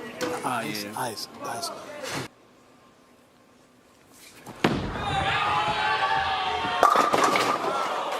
The 10. Yeah, another flat 10 on the right lane for EJ. And both shots were really nice, too. EJ will finish on this right lane. And every higher seed coming on has all chosen to finish on the left lane. Shota, your number 1 seed, same thing.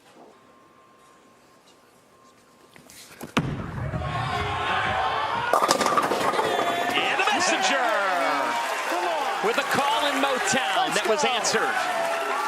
EJ smack it on the left lane. This is huge. Left. It was. Big left. To start this year. For the 1 seed. There you go.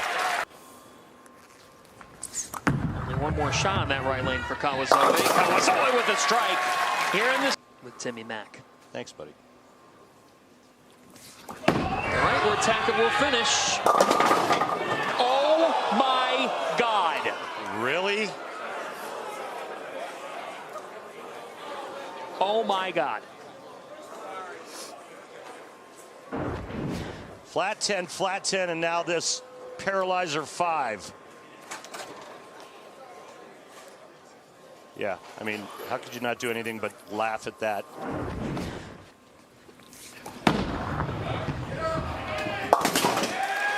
Thank you.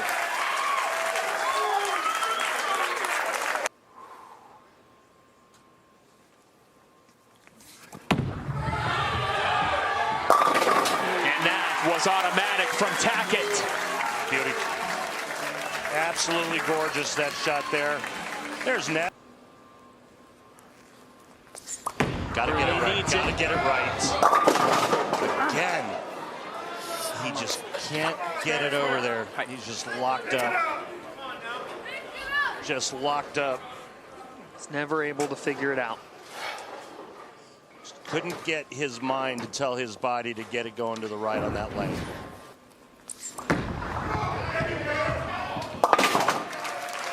Well, he's going to take a re-rack on the left lane and regroup. But you know, his mind is telling his body, look, you can't throw it too far to the right on the right lane. It's not going to come back. And what does that do? It makes him pull every shot.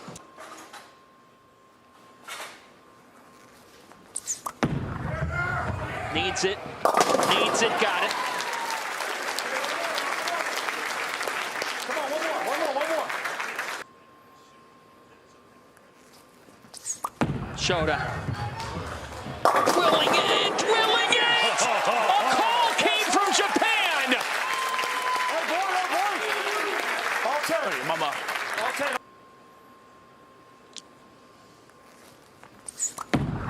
Wsob.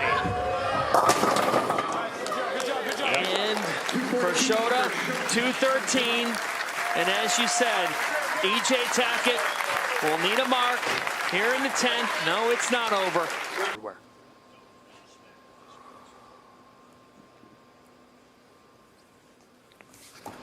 Is this EJ's moment? Tackett is a winner for the first time in 24. And let's go down to the floor real quick and talk with EJ Tackett's tour rep, Brett Spangler. Brett, why so dominant? Why so perfect tonight for EJ Tackett? You know what? EJ, before the show started, said, I feel like I've just got to control the lane. I've been trying to shoot monster scores all year instead of just doing what I do, control the lane and make good shots. That's what he committed to tonight, and it turns out he's just a heck of a shot maker. He threw a lot of good shots and looked amazing tonight. And thanks, Brett. Congrats to both of you.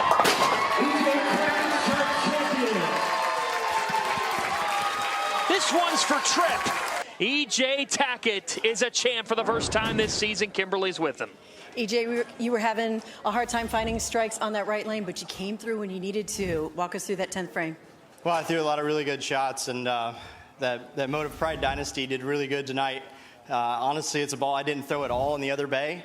Came over here tonight, looked really good, made a good choice, and threw a lot of really good shots, got a couple good breaks, and was able to get up there and throw it when I need it, and that's always, the greatest feeling in the world. And Natalie's here tonight. Tripp isn't. It's the first show that Tripp hasn't come to, and maybe I can be hoisting another trophy then.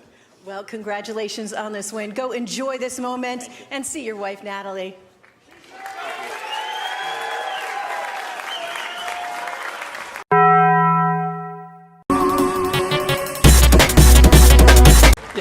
course, tonight, because he's not bowling. Right. Let's talk tomorrow morning. Yeah. And tomorrow afternoon, live on Fox, to take a look at our play-in round stepladder bracket here. Again, one of these competitors.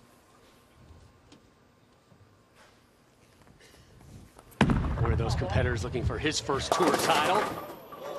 Not center. Has saved my career once. Can it do it again? Open frame in the first. Saying bowling is more fun when the crowd cheers, and I say preach.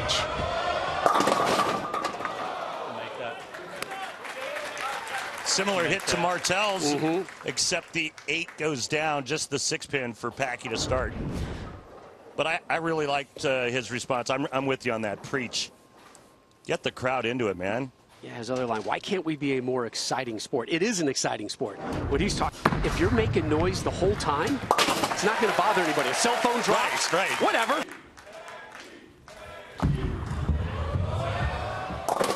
There's our first 8 Ultra. Well, these names. I'm guessing the 78 is a hardness. Michael Martell, my goodness.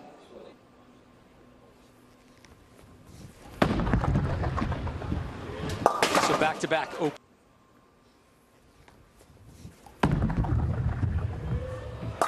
There we go. Needed that one. Yeah, he did.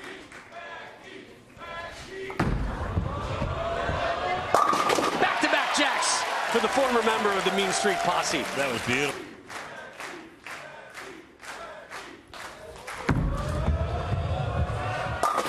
Wow. Wow. Triple. First and the second. A strike in the third, now in the fourth. On that right lane. Double wood. Martell picks that one up. Peterson, Kimberly Pressler, opening game right now. Michael Martell, the 9 seed. Open frames in the first and the second. His struggles continue here in the fifth as he takes on the 8 seed Packy Hanrahan. They're on Strong Island, is down 44.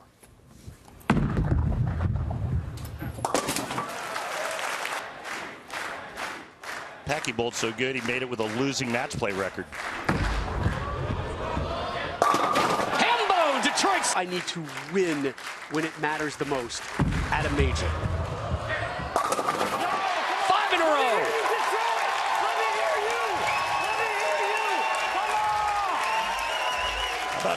Martell took down Belmo in the last 2 games of match play. If Belmo wins one of those matches, he's on the telecast. A little bit of a payback. Belmo swept him 3-0 in Scorpion qualifying. Yeah. Here's a ball change for Martell. Supernova. Oh, nice. Really nice break. Okay. Wearing that milk-bone underwear.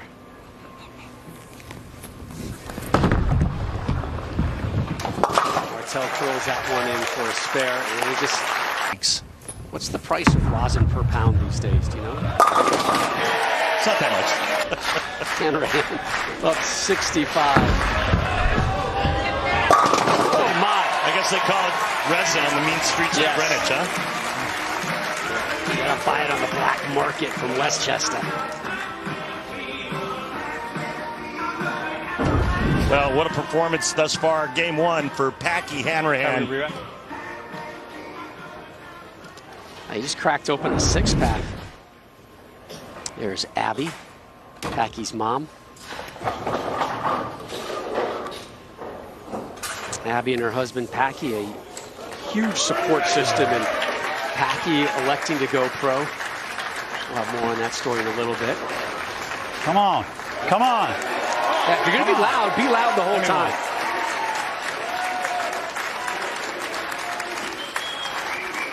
Kyle Sherman, the 7 seed, waiting in the wings. Looks like he'll be taking on Hanrahan.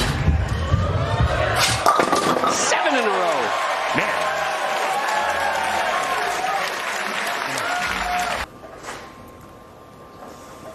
Come on, Martell. Finish strong.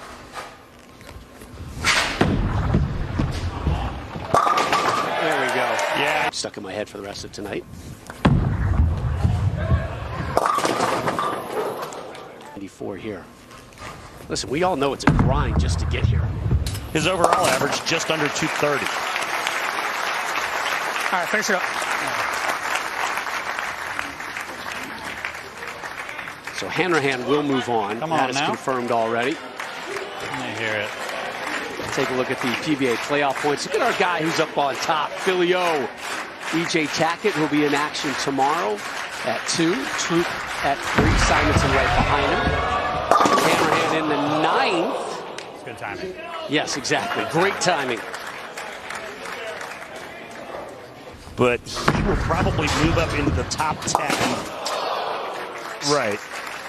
A win will move near the top 5. You want me to try anything else? Yes, Packy, of course we want you to try something else. Why are you not looking at reactive? Nothing? All right, Packy, come on.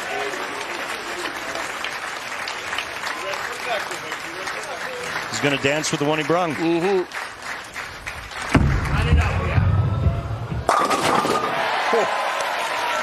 I don't know who was doing the cartwheels in the back, but that one, is that the head pin flying around? They all went off the back of the pit so fast. Let's see. Yeah, it looked like the head pin.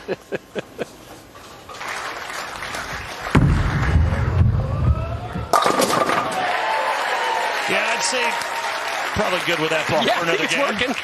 So quiet. 7-10. 256. Finish up strong. For Packy. It's a high quality. He has got the 7 seed, Kyle Sherman, match number 2 of the play-in round. All right, come on now. One of our competitors tonight will move on to tomorrow's final 5-man field here at the PBA World Championship, the 4th of 5 majors this season. Hanrahan trying to be that man.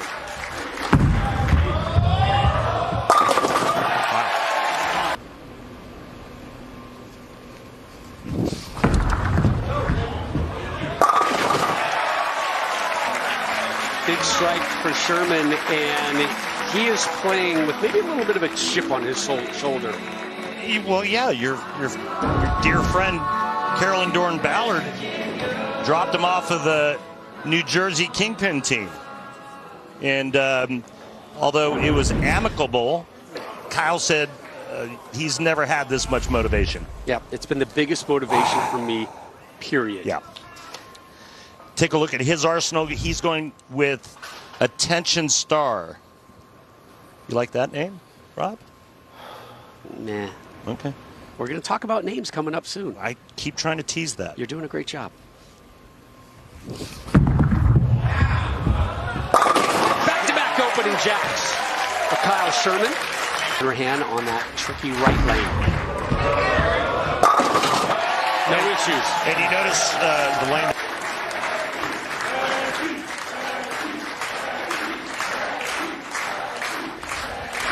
Well, there's a little devilish grin there on his approach. It looks sinister, doesn't it? Yeah. As he's stalking the foul line.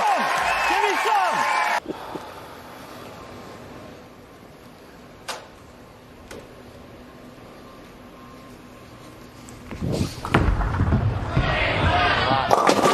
Little right of target.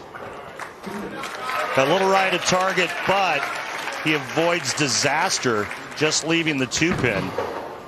Typically on this pattern for the right-handers, when they miss like that, it's disastrous. 2-8-10 City.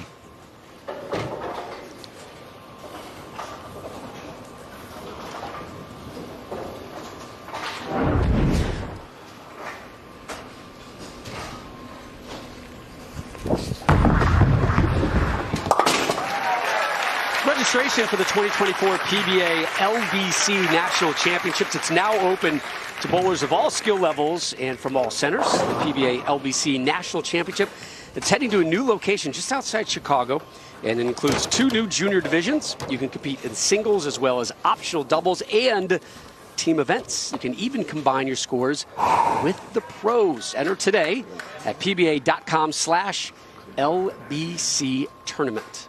Folks, if you like money, go to pba.com and sign up for that great tournament. Oh, do you see that camera over Sherman's shoulder? See it. You know what? That's being filmed. Right? Little YouTube love. Back-to-back 9 spares for Sherman. Sherman's got the rosin thing going on his pant leg as well. She walked in through the outdoor, and you know what she wore? She wore a raspberry beret. Nice strike from Hanrahan. Whoa, that was a thud. Hit enough ball speed to bounce anything out. It's disturbing. I don't know, but there's some things you can't unsee. God dang it. Hated it. Told me that? Tell me. Former Detroit Lion.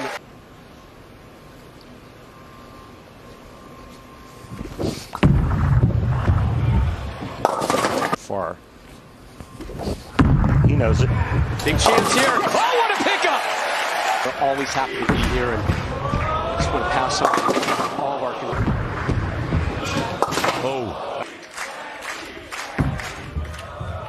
The 7th.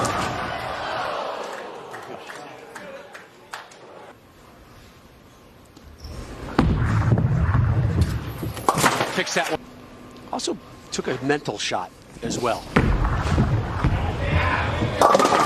Gets that one to fall. And just again, this was a team decision based on a lot of the injuries that Kyle's facing. Unsure, they weren't sure he could be healthy for the second half of the season. Got to look out for the team. And there's nothing but respect on all sides. Correct. Hook a little.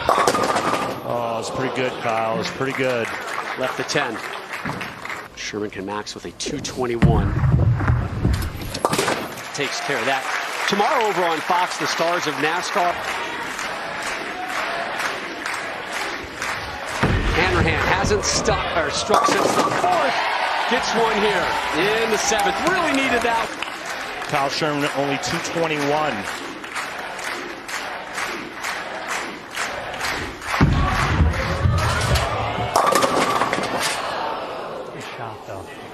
Better shot. Can't complain with the shot. Remember when I said that last shot he threw was the fastest shot he's thrown tonight? That one was. Too much?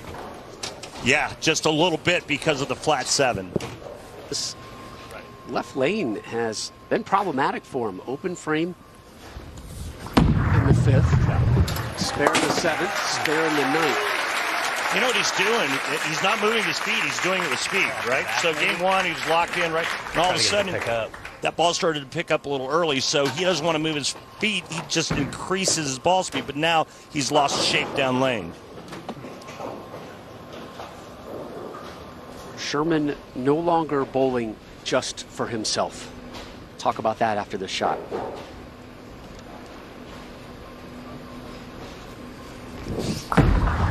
Brooklyn, Hates please. it.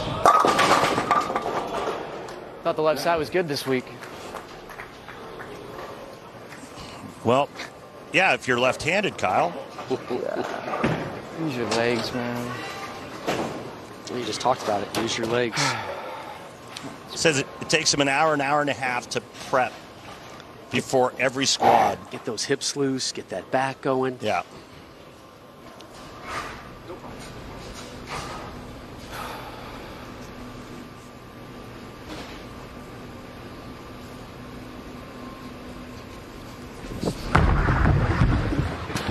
Picks that one up, and Kyle, a pop.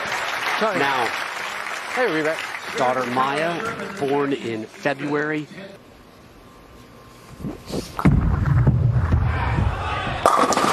Oh, man, was that good. Nasty left the 10. That was really good. Oh, I missed it. Missed it! Oh, no! A lot of words for that. Kyle. Resist, Kyle. Resist the words. Oh. Gut wrenching. It's not over yet. Packy on that right lane. Needs a mark to move on. Must drop the 7. Hey, Rob, if he misses this, guess what? Roll off. Good shot. to move on. He's got it. Solid. Good ball. The eighth. And Jordan in the final. This young man is mature beyond his years. Yeah, come on now. But he's got a big test right now against a hot hand in Packy Hanrahan. And Packy is making the switch to reactive resin, Rob. And you want to know the name of this ball? I would love to. Hater. Ooh, I like that. See, I knew you would.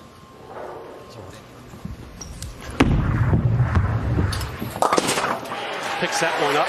With Eric this afternoon. He struck me as being much older than 19 years old. And very chill. Calm, quiet, not fazed by this situation. You know, everything was measured when we spoke with him.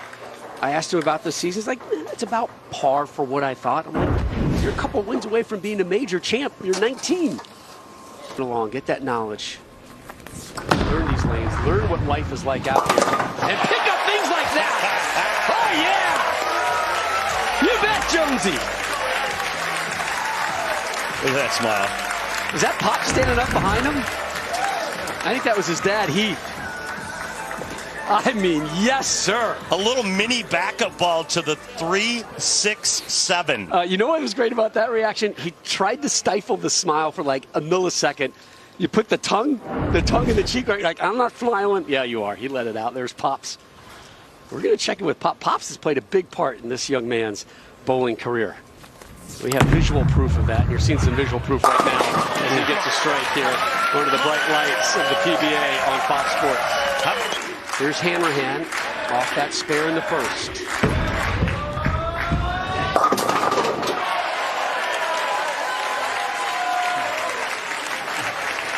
Packy. It's kind of nice to hear, isn't it? It is. It's great, man. And it's not just because of Packy. It can be anybody. We need more of it. Fans, if you're listening. Akron, if you're listening. We need more of it. Bring your signs. Bring your voice boxes. Back to your... Back-to-back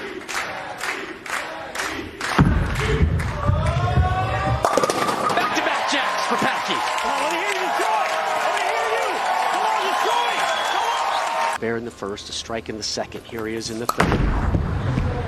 Better. Make it a double. Yeah, it is. Wait a minute. What did you just say? Well, I mean, he's underage, but you can still make it a double Sprite, double root beer. So this is his doubles partner, not his doppelganger, but his doubles partner, Dio Bernard. And Dio got a W. He did. This week. So we asked Eric Jones, I think Kimberly asked, like, what's your nickname? They're like, they call me Dio because I look like Dio. But he said only from the back. I know. I thought it was for Ronnie James Dio, and I got all excited. And everybody just looked at me blank. Again. Oh, boy. Packy Hanrahan from Wichita via Greenwich, Connecticut, trying to match him. And he won't. Well, he went back to the urethane on the right lane, and this time it goes through the nose. Remember we talked about it?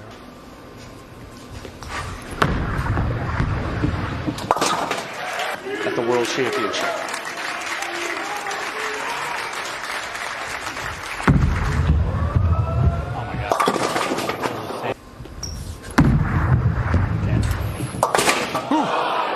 Game effort, open frame though. First time he's been in this position all evening. Yeah, he's had comfortable leads early, and now he's down 25 to the teenager, Eric Jones, who seems to be playing off this momentum. Yeah. This crowd atmosphere. There's his dad, Heath. Heath looks comfortable. Looks like he smells blood. Yeah. There's a little bit of that in the water right now. There's a lot more of it now.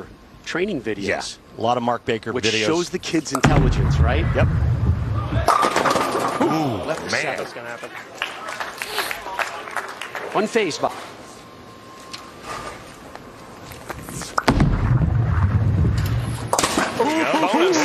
What do you call that, Rob? You had to squeeze into those skinny jeans. Oh my goodness, that was awesome.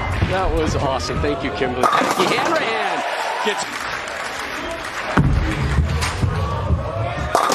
strike number 4. Come on now. Come on. Yeah, come on. Come on. Come on. Pressure's on him. Pressure's on him. Come on. Well, Jones has not been fazed by the pressure. Make a shot.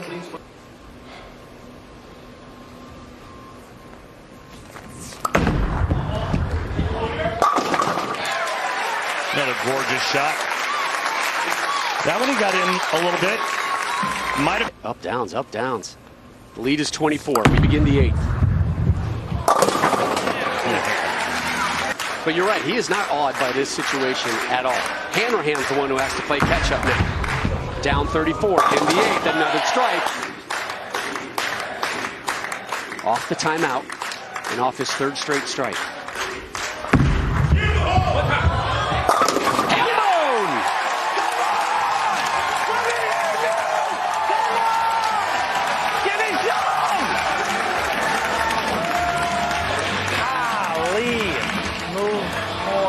Quicker. 1-1 right on this shot, and it's a beauty. And he did exactly what he needed to do, and that's to give the youngsters something to think about. It hasn't fazed Jones yet. I think just 19 years old. And another strike. 3 in a row. We begin the 10th.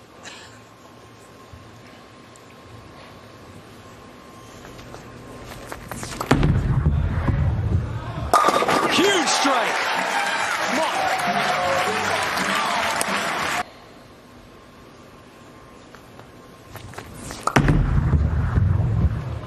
The teenager rolls on. But this 19-year-old, too much here in match number 3. 267. That's a decent first game on TV. That is today's high score.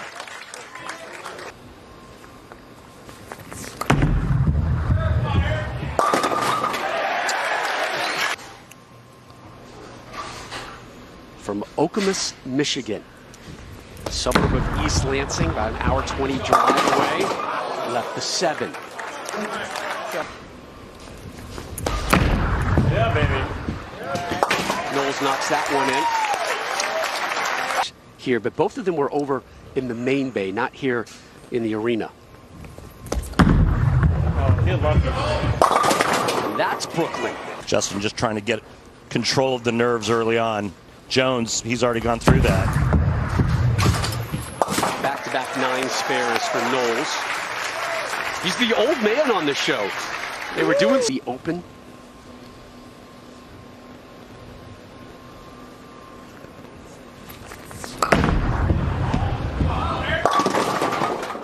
Oh. Yeah, that thing's curving a lot. Sure as heck don't use urethane. I don't have enough hand to use urethane.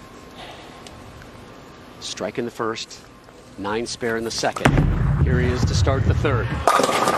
Bam! It was just under 20. Oh, geez. Good luck. Knowles did not like it. Brooklyn.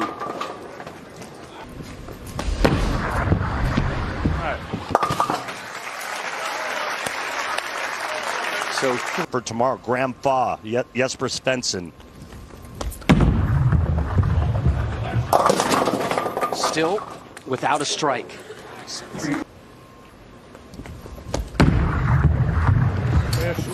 4 straight.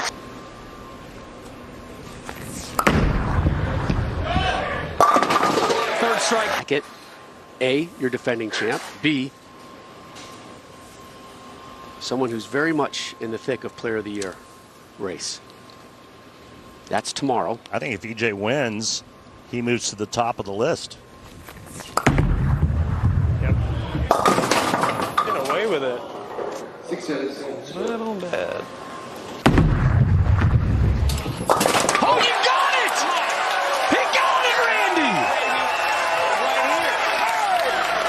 Oh, baby!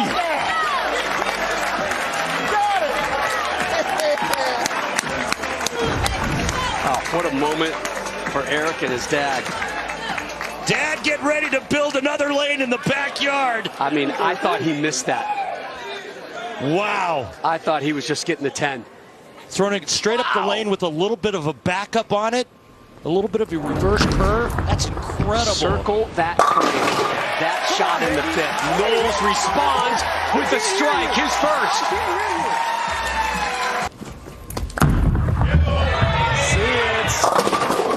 Yeah! The change struck in the 5th and the 6th. Jones, his effort in the 6th. Strike number 4. Again, the kid is unfazed.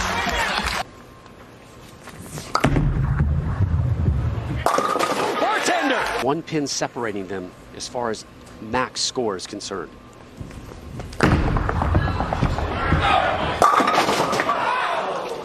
Here.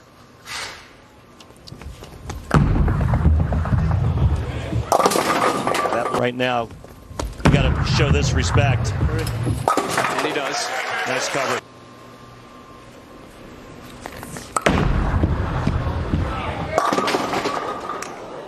That score changes when you don't strike, huh, Rob? Right. Subtraction. Took a big dent out of that one. Jones remains.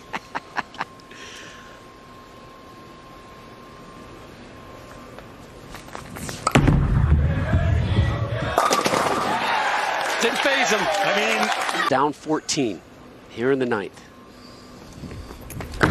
Pretty much has to have a strike here. And he does. Got a late kick of that 10. Here, he will match that 6th place finish. Stop. Not a fun lane today. Not a fun lane. The 2 lanes switched. They reversed themselves. Everybody was hyping up this right lane as the demon out there tonight, and then they traded places. All you can ask for, you trust him.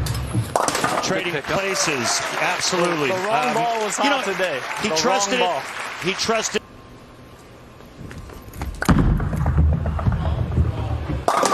So he'll end with a.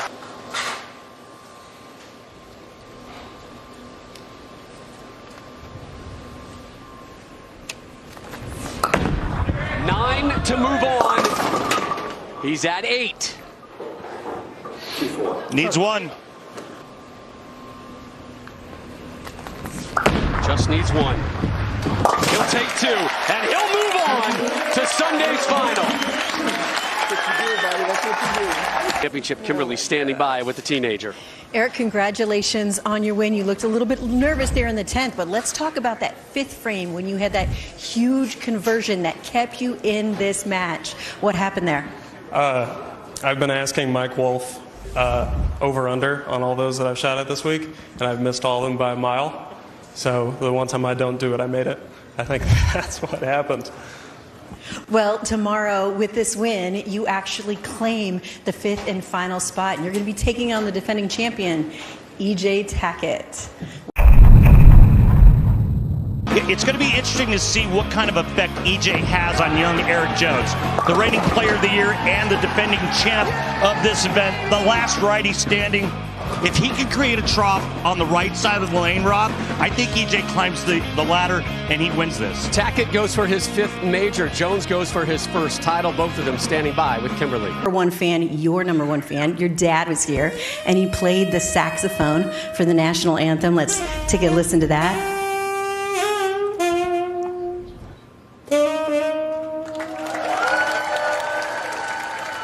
What was it like when you heard him playing that?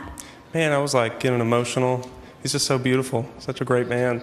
So it's really good to see him do his thing when I'm doing my thing. Do you think he's your number 1 fan? Yeah, I'd give it to him. It's split between him and your mom? I would hope so. I would really hope so.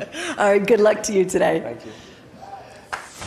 I do not tire of the Eric Jones interviews. It's short, to the point, but he says a lot with his tone. How about this line when he heard his dad was going to play the national anthem with the saxophone? Quote, "Oh yeah, he's stinky with that sax." I believe that's a compliment. Yes, I'm sure it is. Again, just 19 years of age, turns 20 in January. And he was so impressive through his 2 games last night. But what a test here against the lone righty on the show, E.J. Tackett. Reigning Player of the Year. A win today for Tackett. He'd be right back in that conversation to win back-to-back Players of the Year. Here's Jones to start us off.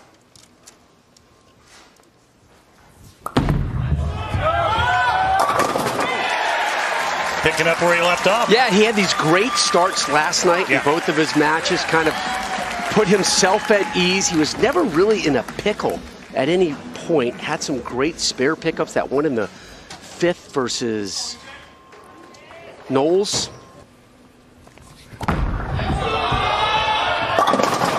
Ooh. Flawless on the 4-pin. Again, when are one of these companies going to sign you and I to just create our own line of bowling balls? And we could do it. There you go. Tackett blows up the rack. We can be bought. We've proved that through the years. Here's the teenager from Edmond, Oklahoma.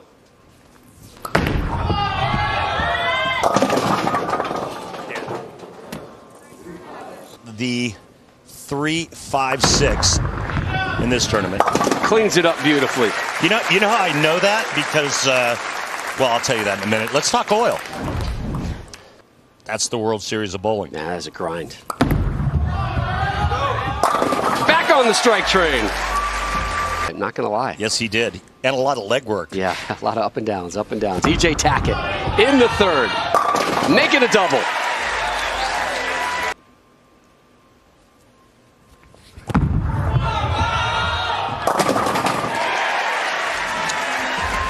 Pretty dialed in right now. Well, that's a good sign, right? Missing that many to the right, almost 3 boards, and having it get back.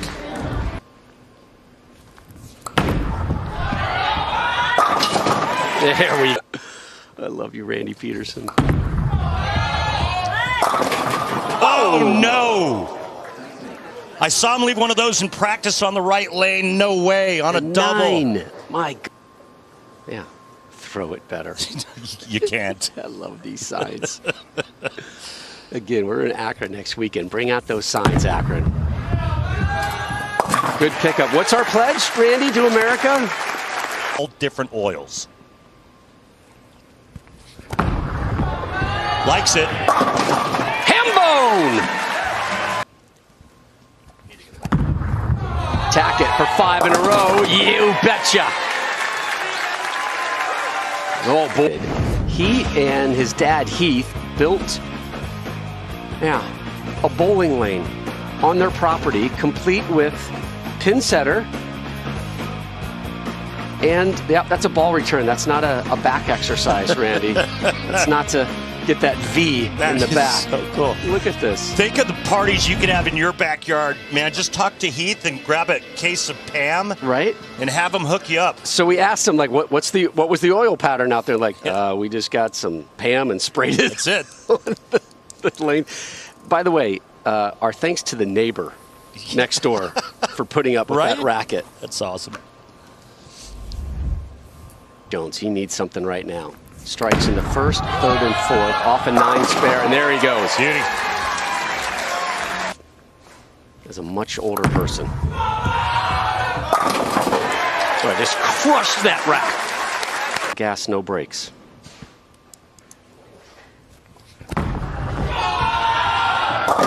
Crack open that 6-pack.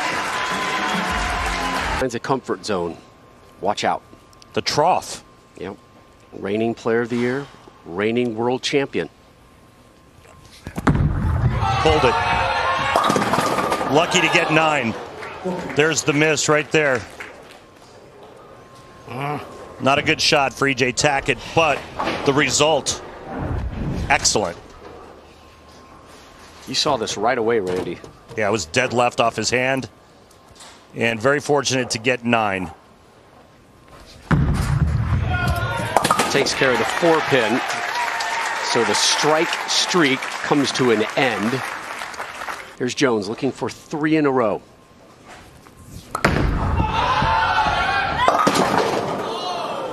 Gosh, Eric. That was silly.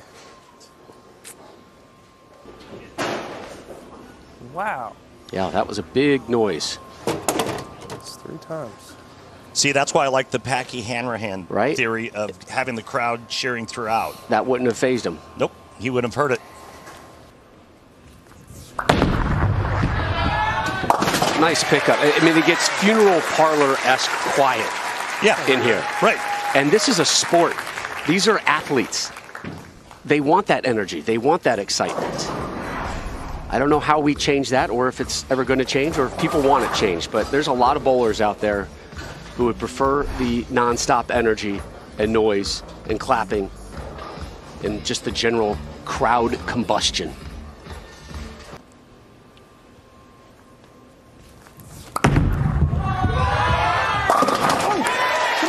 Like that one. I'm still here.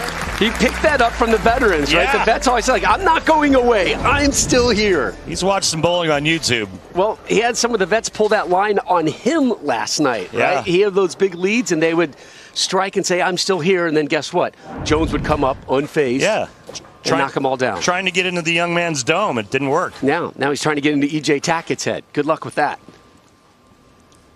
Tackett in the 9th, up 32, off a spare. Oh my goodness. 4-10 split. 4-10.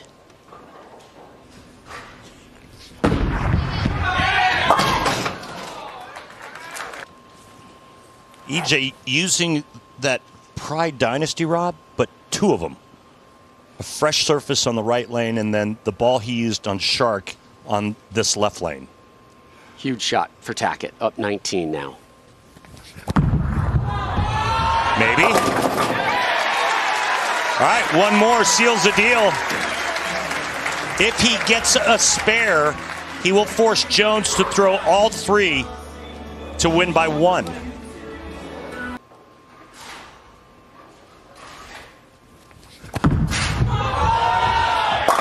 A player of the year type finish. Thank you.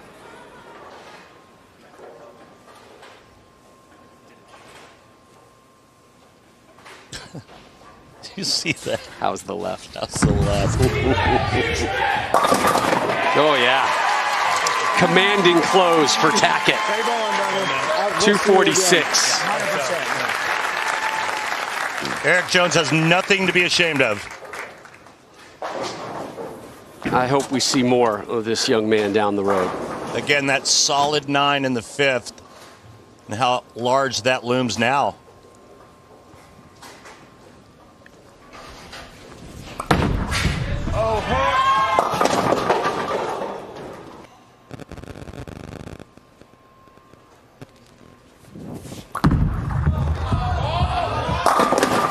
Well, nice little kick out of the 7 late for Wsob. Hit the pins and clear the deck. He's up and ready on the right.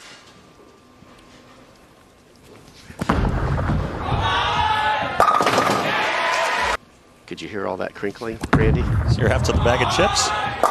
Beauty. Nice adjustment on the right for E.J. Tackett. Made a 1-1 move and follows it up with a strike on the left lane. Times over the last 2 broadcasts have we seen a player choose to finish on the right lane? Every time. No, they all finish on the left lane. Oh, I'm sorry, they all finish on the left. Right. Nice pickup there. His mom, Connie, in attendance. And what did Mom do for us? Can we come to the booth here? Connie is sweet. What did she deliver us? What was her first line, though, when she came over? She said the American moms bring cookies. The Canadian moms bring chips. Ketchup. Ketchup chips. From there she Thank you. Is. Thank you, Connie.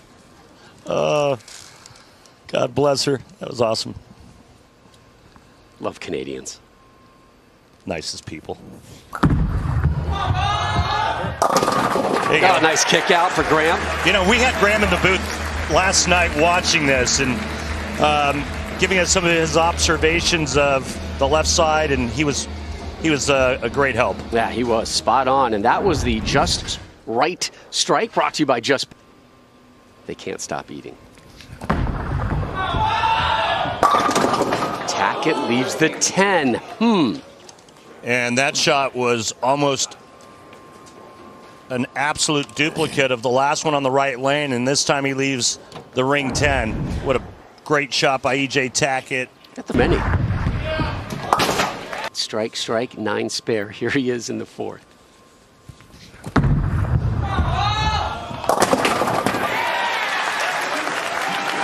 I don't think he loved that one.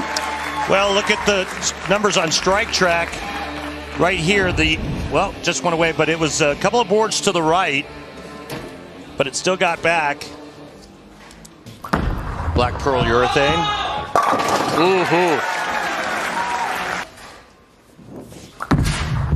A nice little turnout of as he left this ball. Yeah. Topped out at 85 miles per hour, but bruised the bone. I don't know. Struck in the 4th. Here he is in the 5th. So back-to-back jacks for the reigning player of the year. He likes to throw bowling TV questions my way. Left the 7 and then got it to drop. Not on my watch, 7. Probably tied into our 2 seed, Jesper Svensson, who's up next. Fa. Come on, 7. But each and every week, kept their wits about them, and then once they got the bone thrown to them, guess what? They devoured it. This nothing day one. They didn't bail. They didn't bail ugly on day 1. So many times we saw other left-handers. Oh, we don't have a shot this week. Right. Oh, we got nothing this week, and they would literally throw in the towel game 1 or 2. And by the way, that still happens today. And that still happens today. But the good ones, they say, hey, it is what it is. I can't control this. All I can control is myself.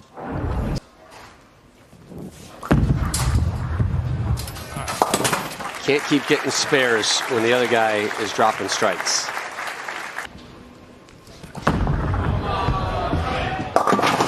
Oh, boy. Open frame. Couldn't get the 10. Took care of the 4. Come on, EJ. So big opening now for Fa. Saturday on Fox, the United Svensson, Matt Russo, your top seed. Tackett. Back on the strike train.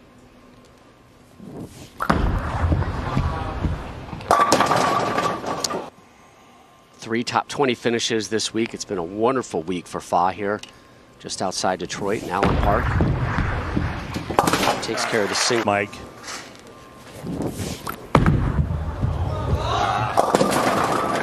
Come on, come on, knock it, knock it, knock it!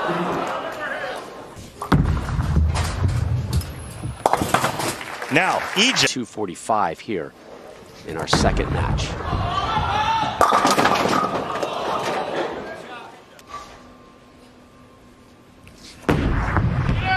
Shot. On the left.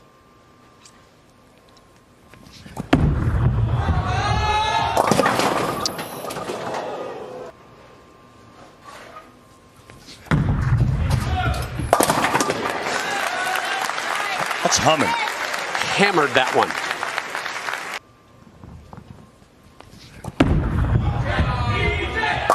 Better shot. Yep, so 213 for best year on tour so far. What an opportunity here today. Needs this strike. Will not get it. Tackett moves on.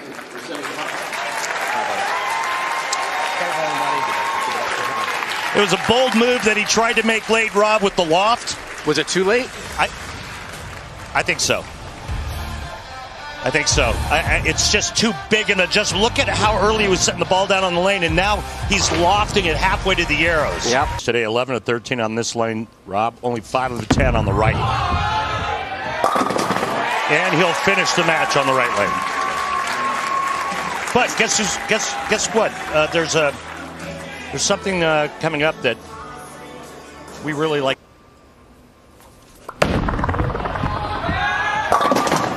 Come on, 7 pin. 82 for 82 in the conversion of the 7. He won a major. An opportunity to do that again today.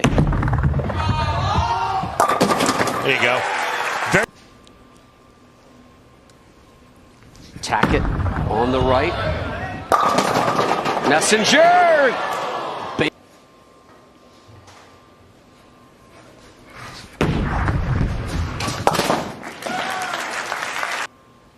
Mike Albee.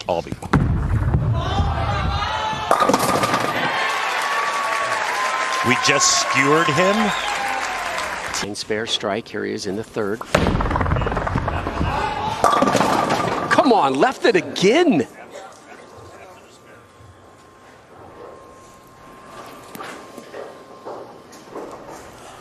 Second time on that right lane. Lead. For 83, folks, on the 7-pin. According to my math, that's 100%. It's really good math, partner. Svensson back on the left lane where he struck in the second. Third time.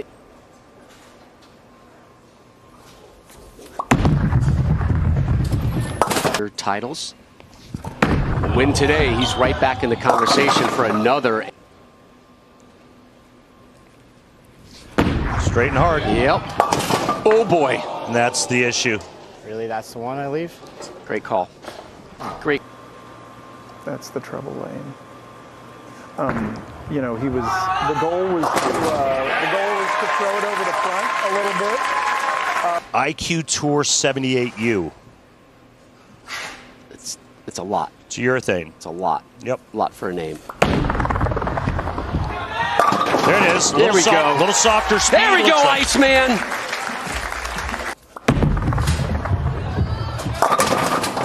Are you kidding me? Wow, the 10-pin on Jesper.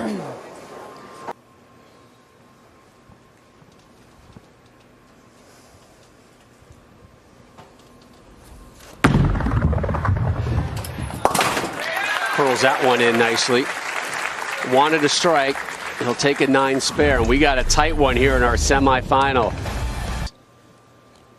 5th major of the season next weekend. The TOC in Akron, Ohio. Can't wait for that one. Yep. Messenger! For the lead.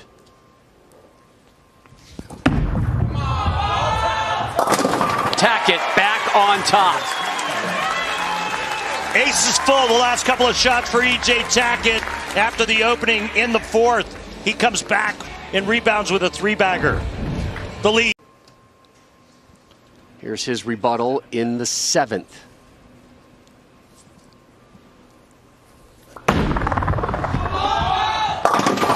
No way. Ugh. Really? 16-10 split.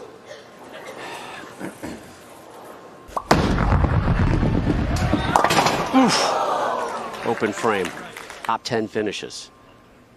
Huge week to really boost his season. And he has issues again with the corner pins. Let's see if we can't get some strikes. Thank you, Tim. They're going to need Tackett.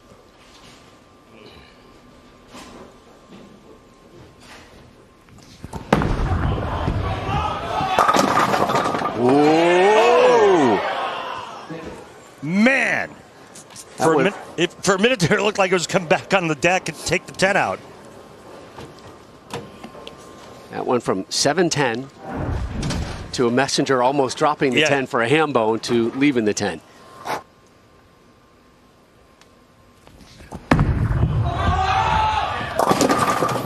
First time he hasn't struck on that left lane in this match. Still can't be shut out if he converts the spare. If he converts here, he'll just need strike spare in the 10th to lock out Jesper Svensson.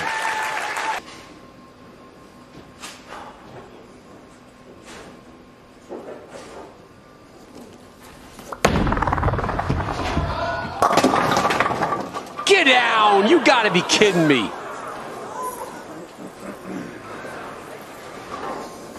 A roadblock put up in front of that 10, yeah.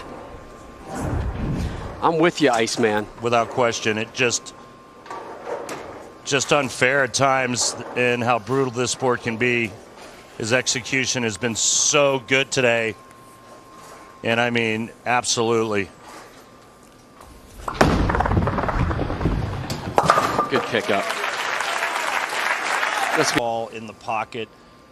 3 7-pins, 3 10-pins. Yeah, 10 pins are crazy. Yeah, thanks. Where you been? Thanks for nothing.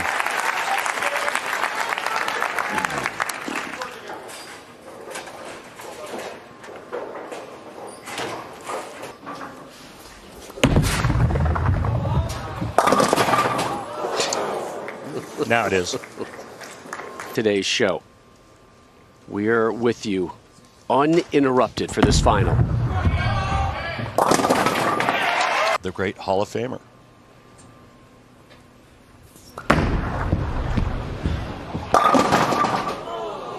Oh, that looks... The effect or just effect? Effect. I like the effect better. Cleans that one up. Again, I don't know who made you and I the authority.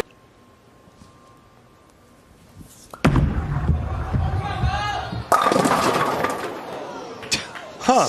7-pin. Got a little. I You should do, at but I'm not, I don't you should know. at least tell the folks what it is. Teenage Mutant Ninja Turtle, Michelangelo. I don't know. I'm not really selling it. I'm not feeling it. Closer to it. Let's do that. I think either.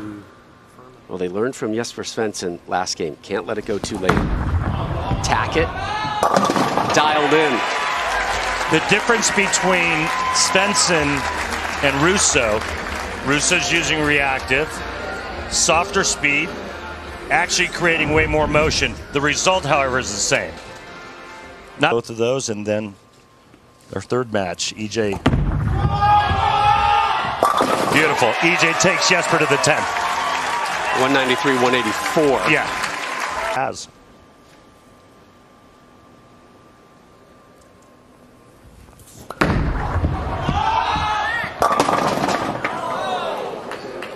Me too.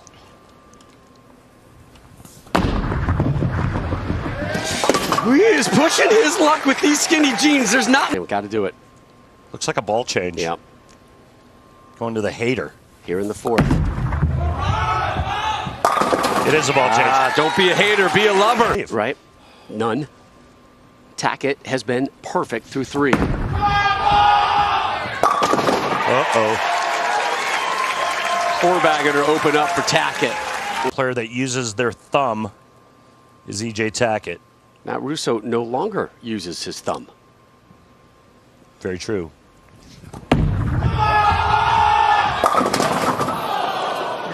Lord. 10-pin away from an opening 5-bagger.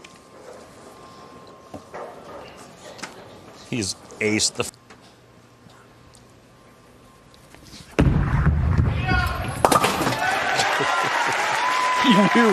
You knew. Yeah. Maybe a schmidge high. If it was 5 in one game, yeah, then you're hosed.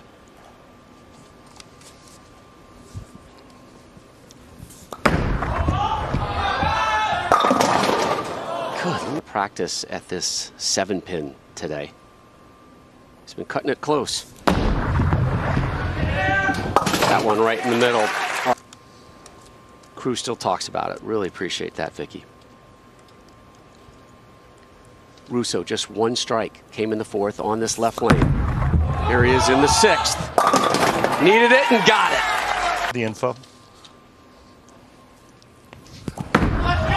Tackett on the right. Beautiful. With 6 World Championship titles. Tackett trying to add to the lead. No, that one was in, though. So that's not surprising when you get it in and there's oil left of target. The ball hydroplanes and goes down the lane a little bit longer and comes in a little late, leaving that ring in 10. That's exactly what happened to Tackett there, but it's back-to-back 10 pins on that left lane.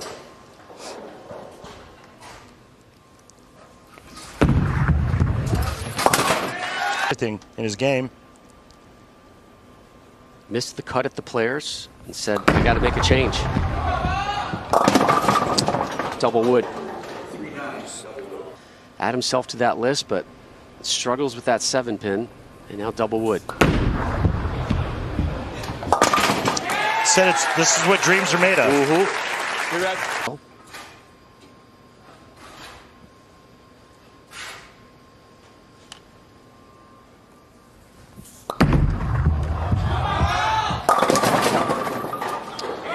Come on, get down, 7-pin.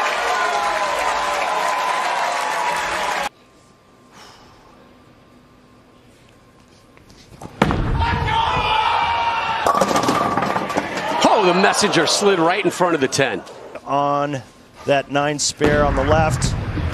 And he wanted to double up, but still in complete control, up by 30. And right now his only thought is, all right, that's done. Let's get up, strike in the foundation frame, and see what happens. I miss my guys in Wisconsin, the Holler House. Tackett needed 2 strikes to win in the 10th. Got both to drop Jason Belmonte 254-247. It was his 4th major and his 5th win on the tour.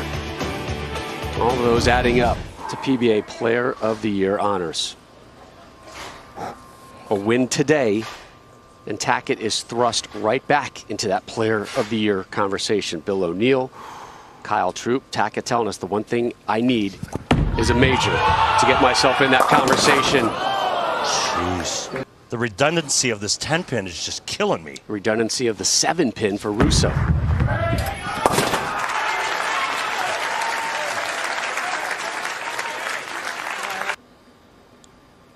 No strikes on this right lane for Russo. Gotta have it here. Gotta have it.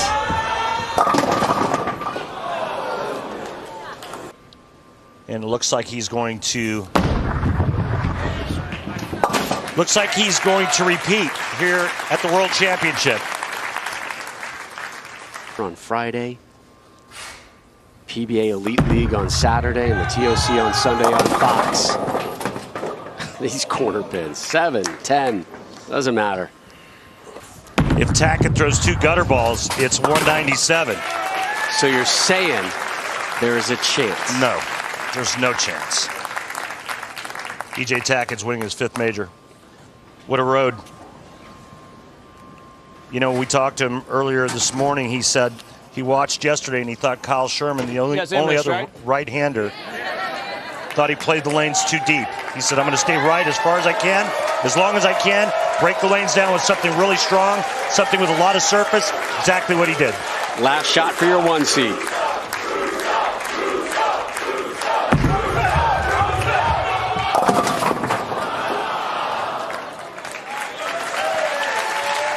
It is done and dusted. Tackett, your champ.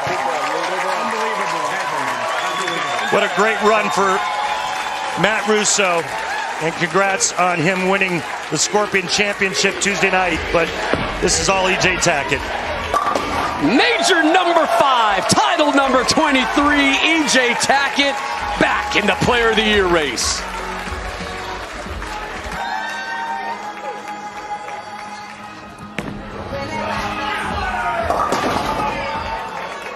He's just rolling it out. He's rolling it out. He wants to get to Natalie and Tripp. There they are watching. Wow. Get his hands on that. How good is this guy? World Championship. How good is this guy? Maybe the best in the business right now.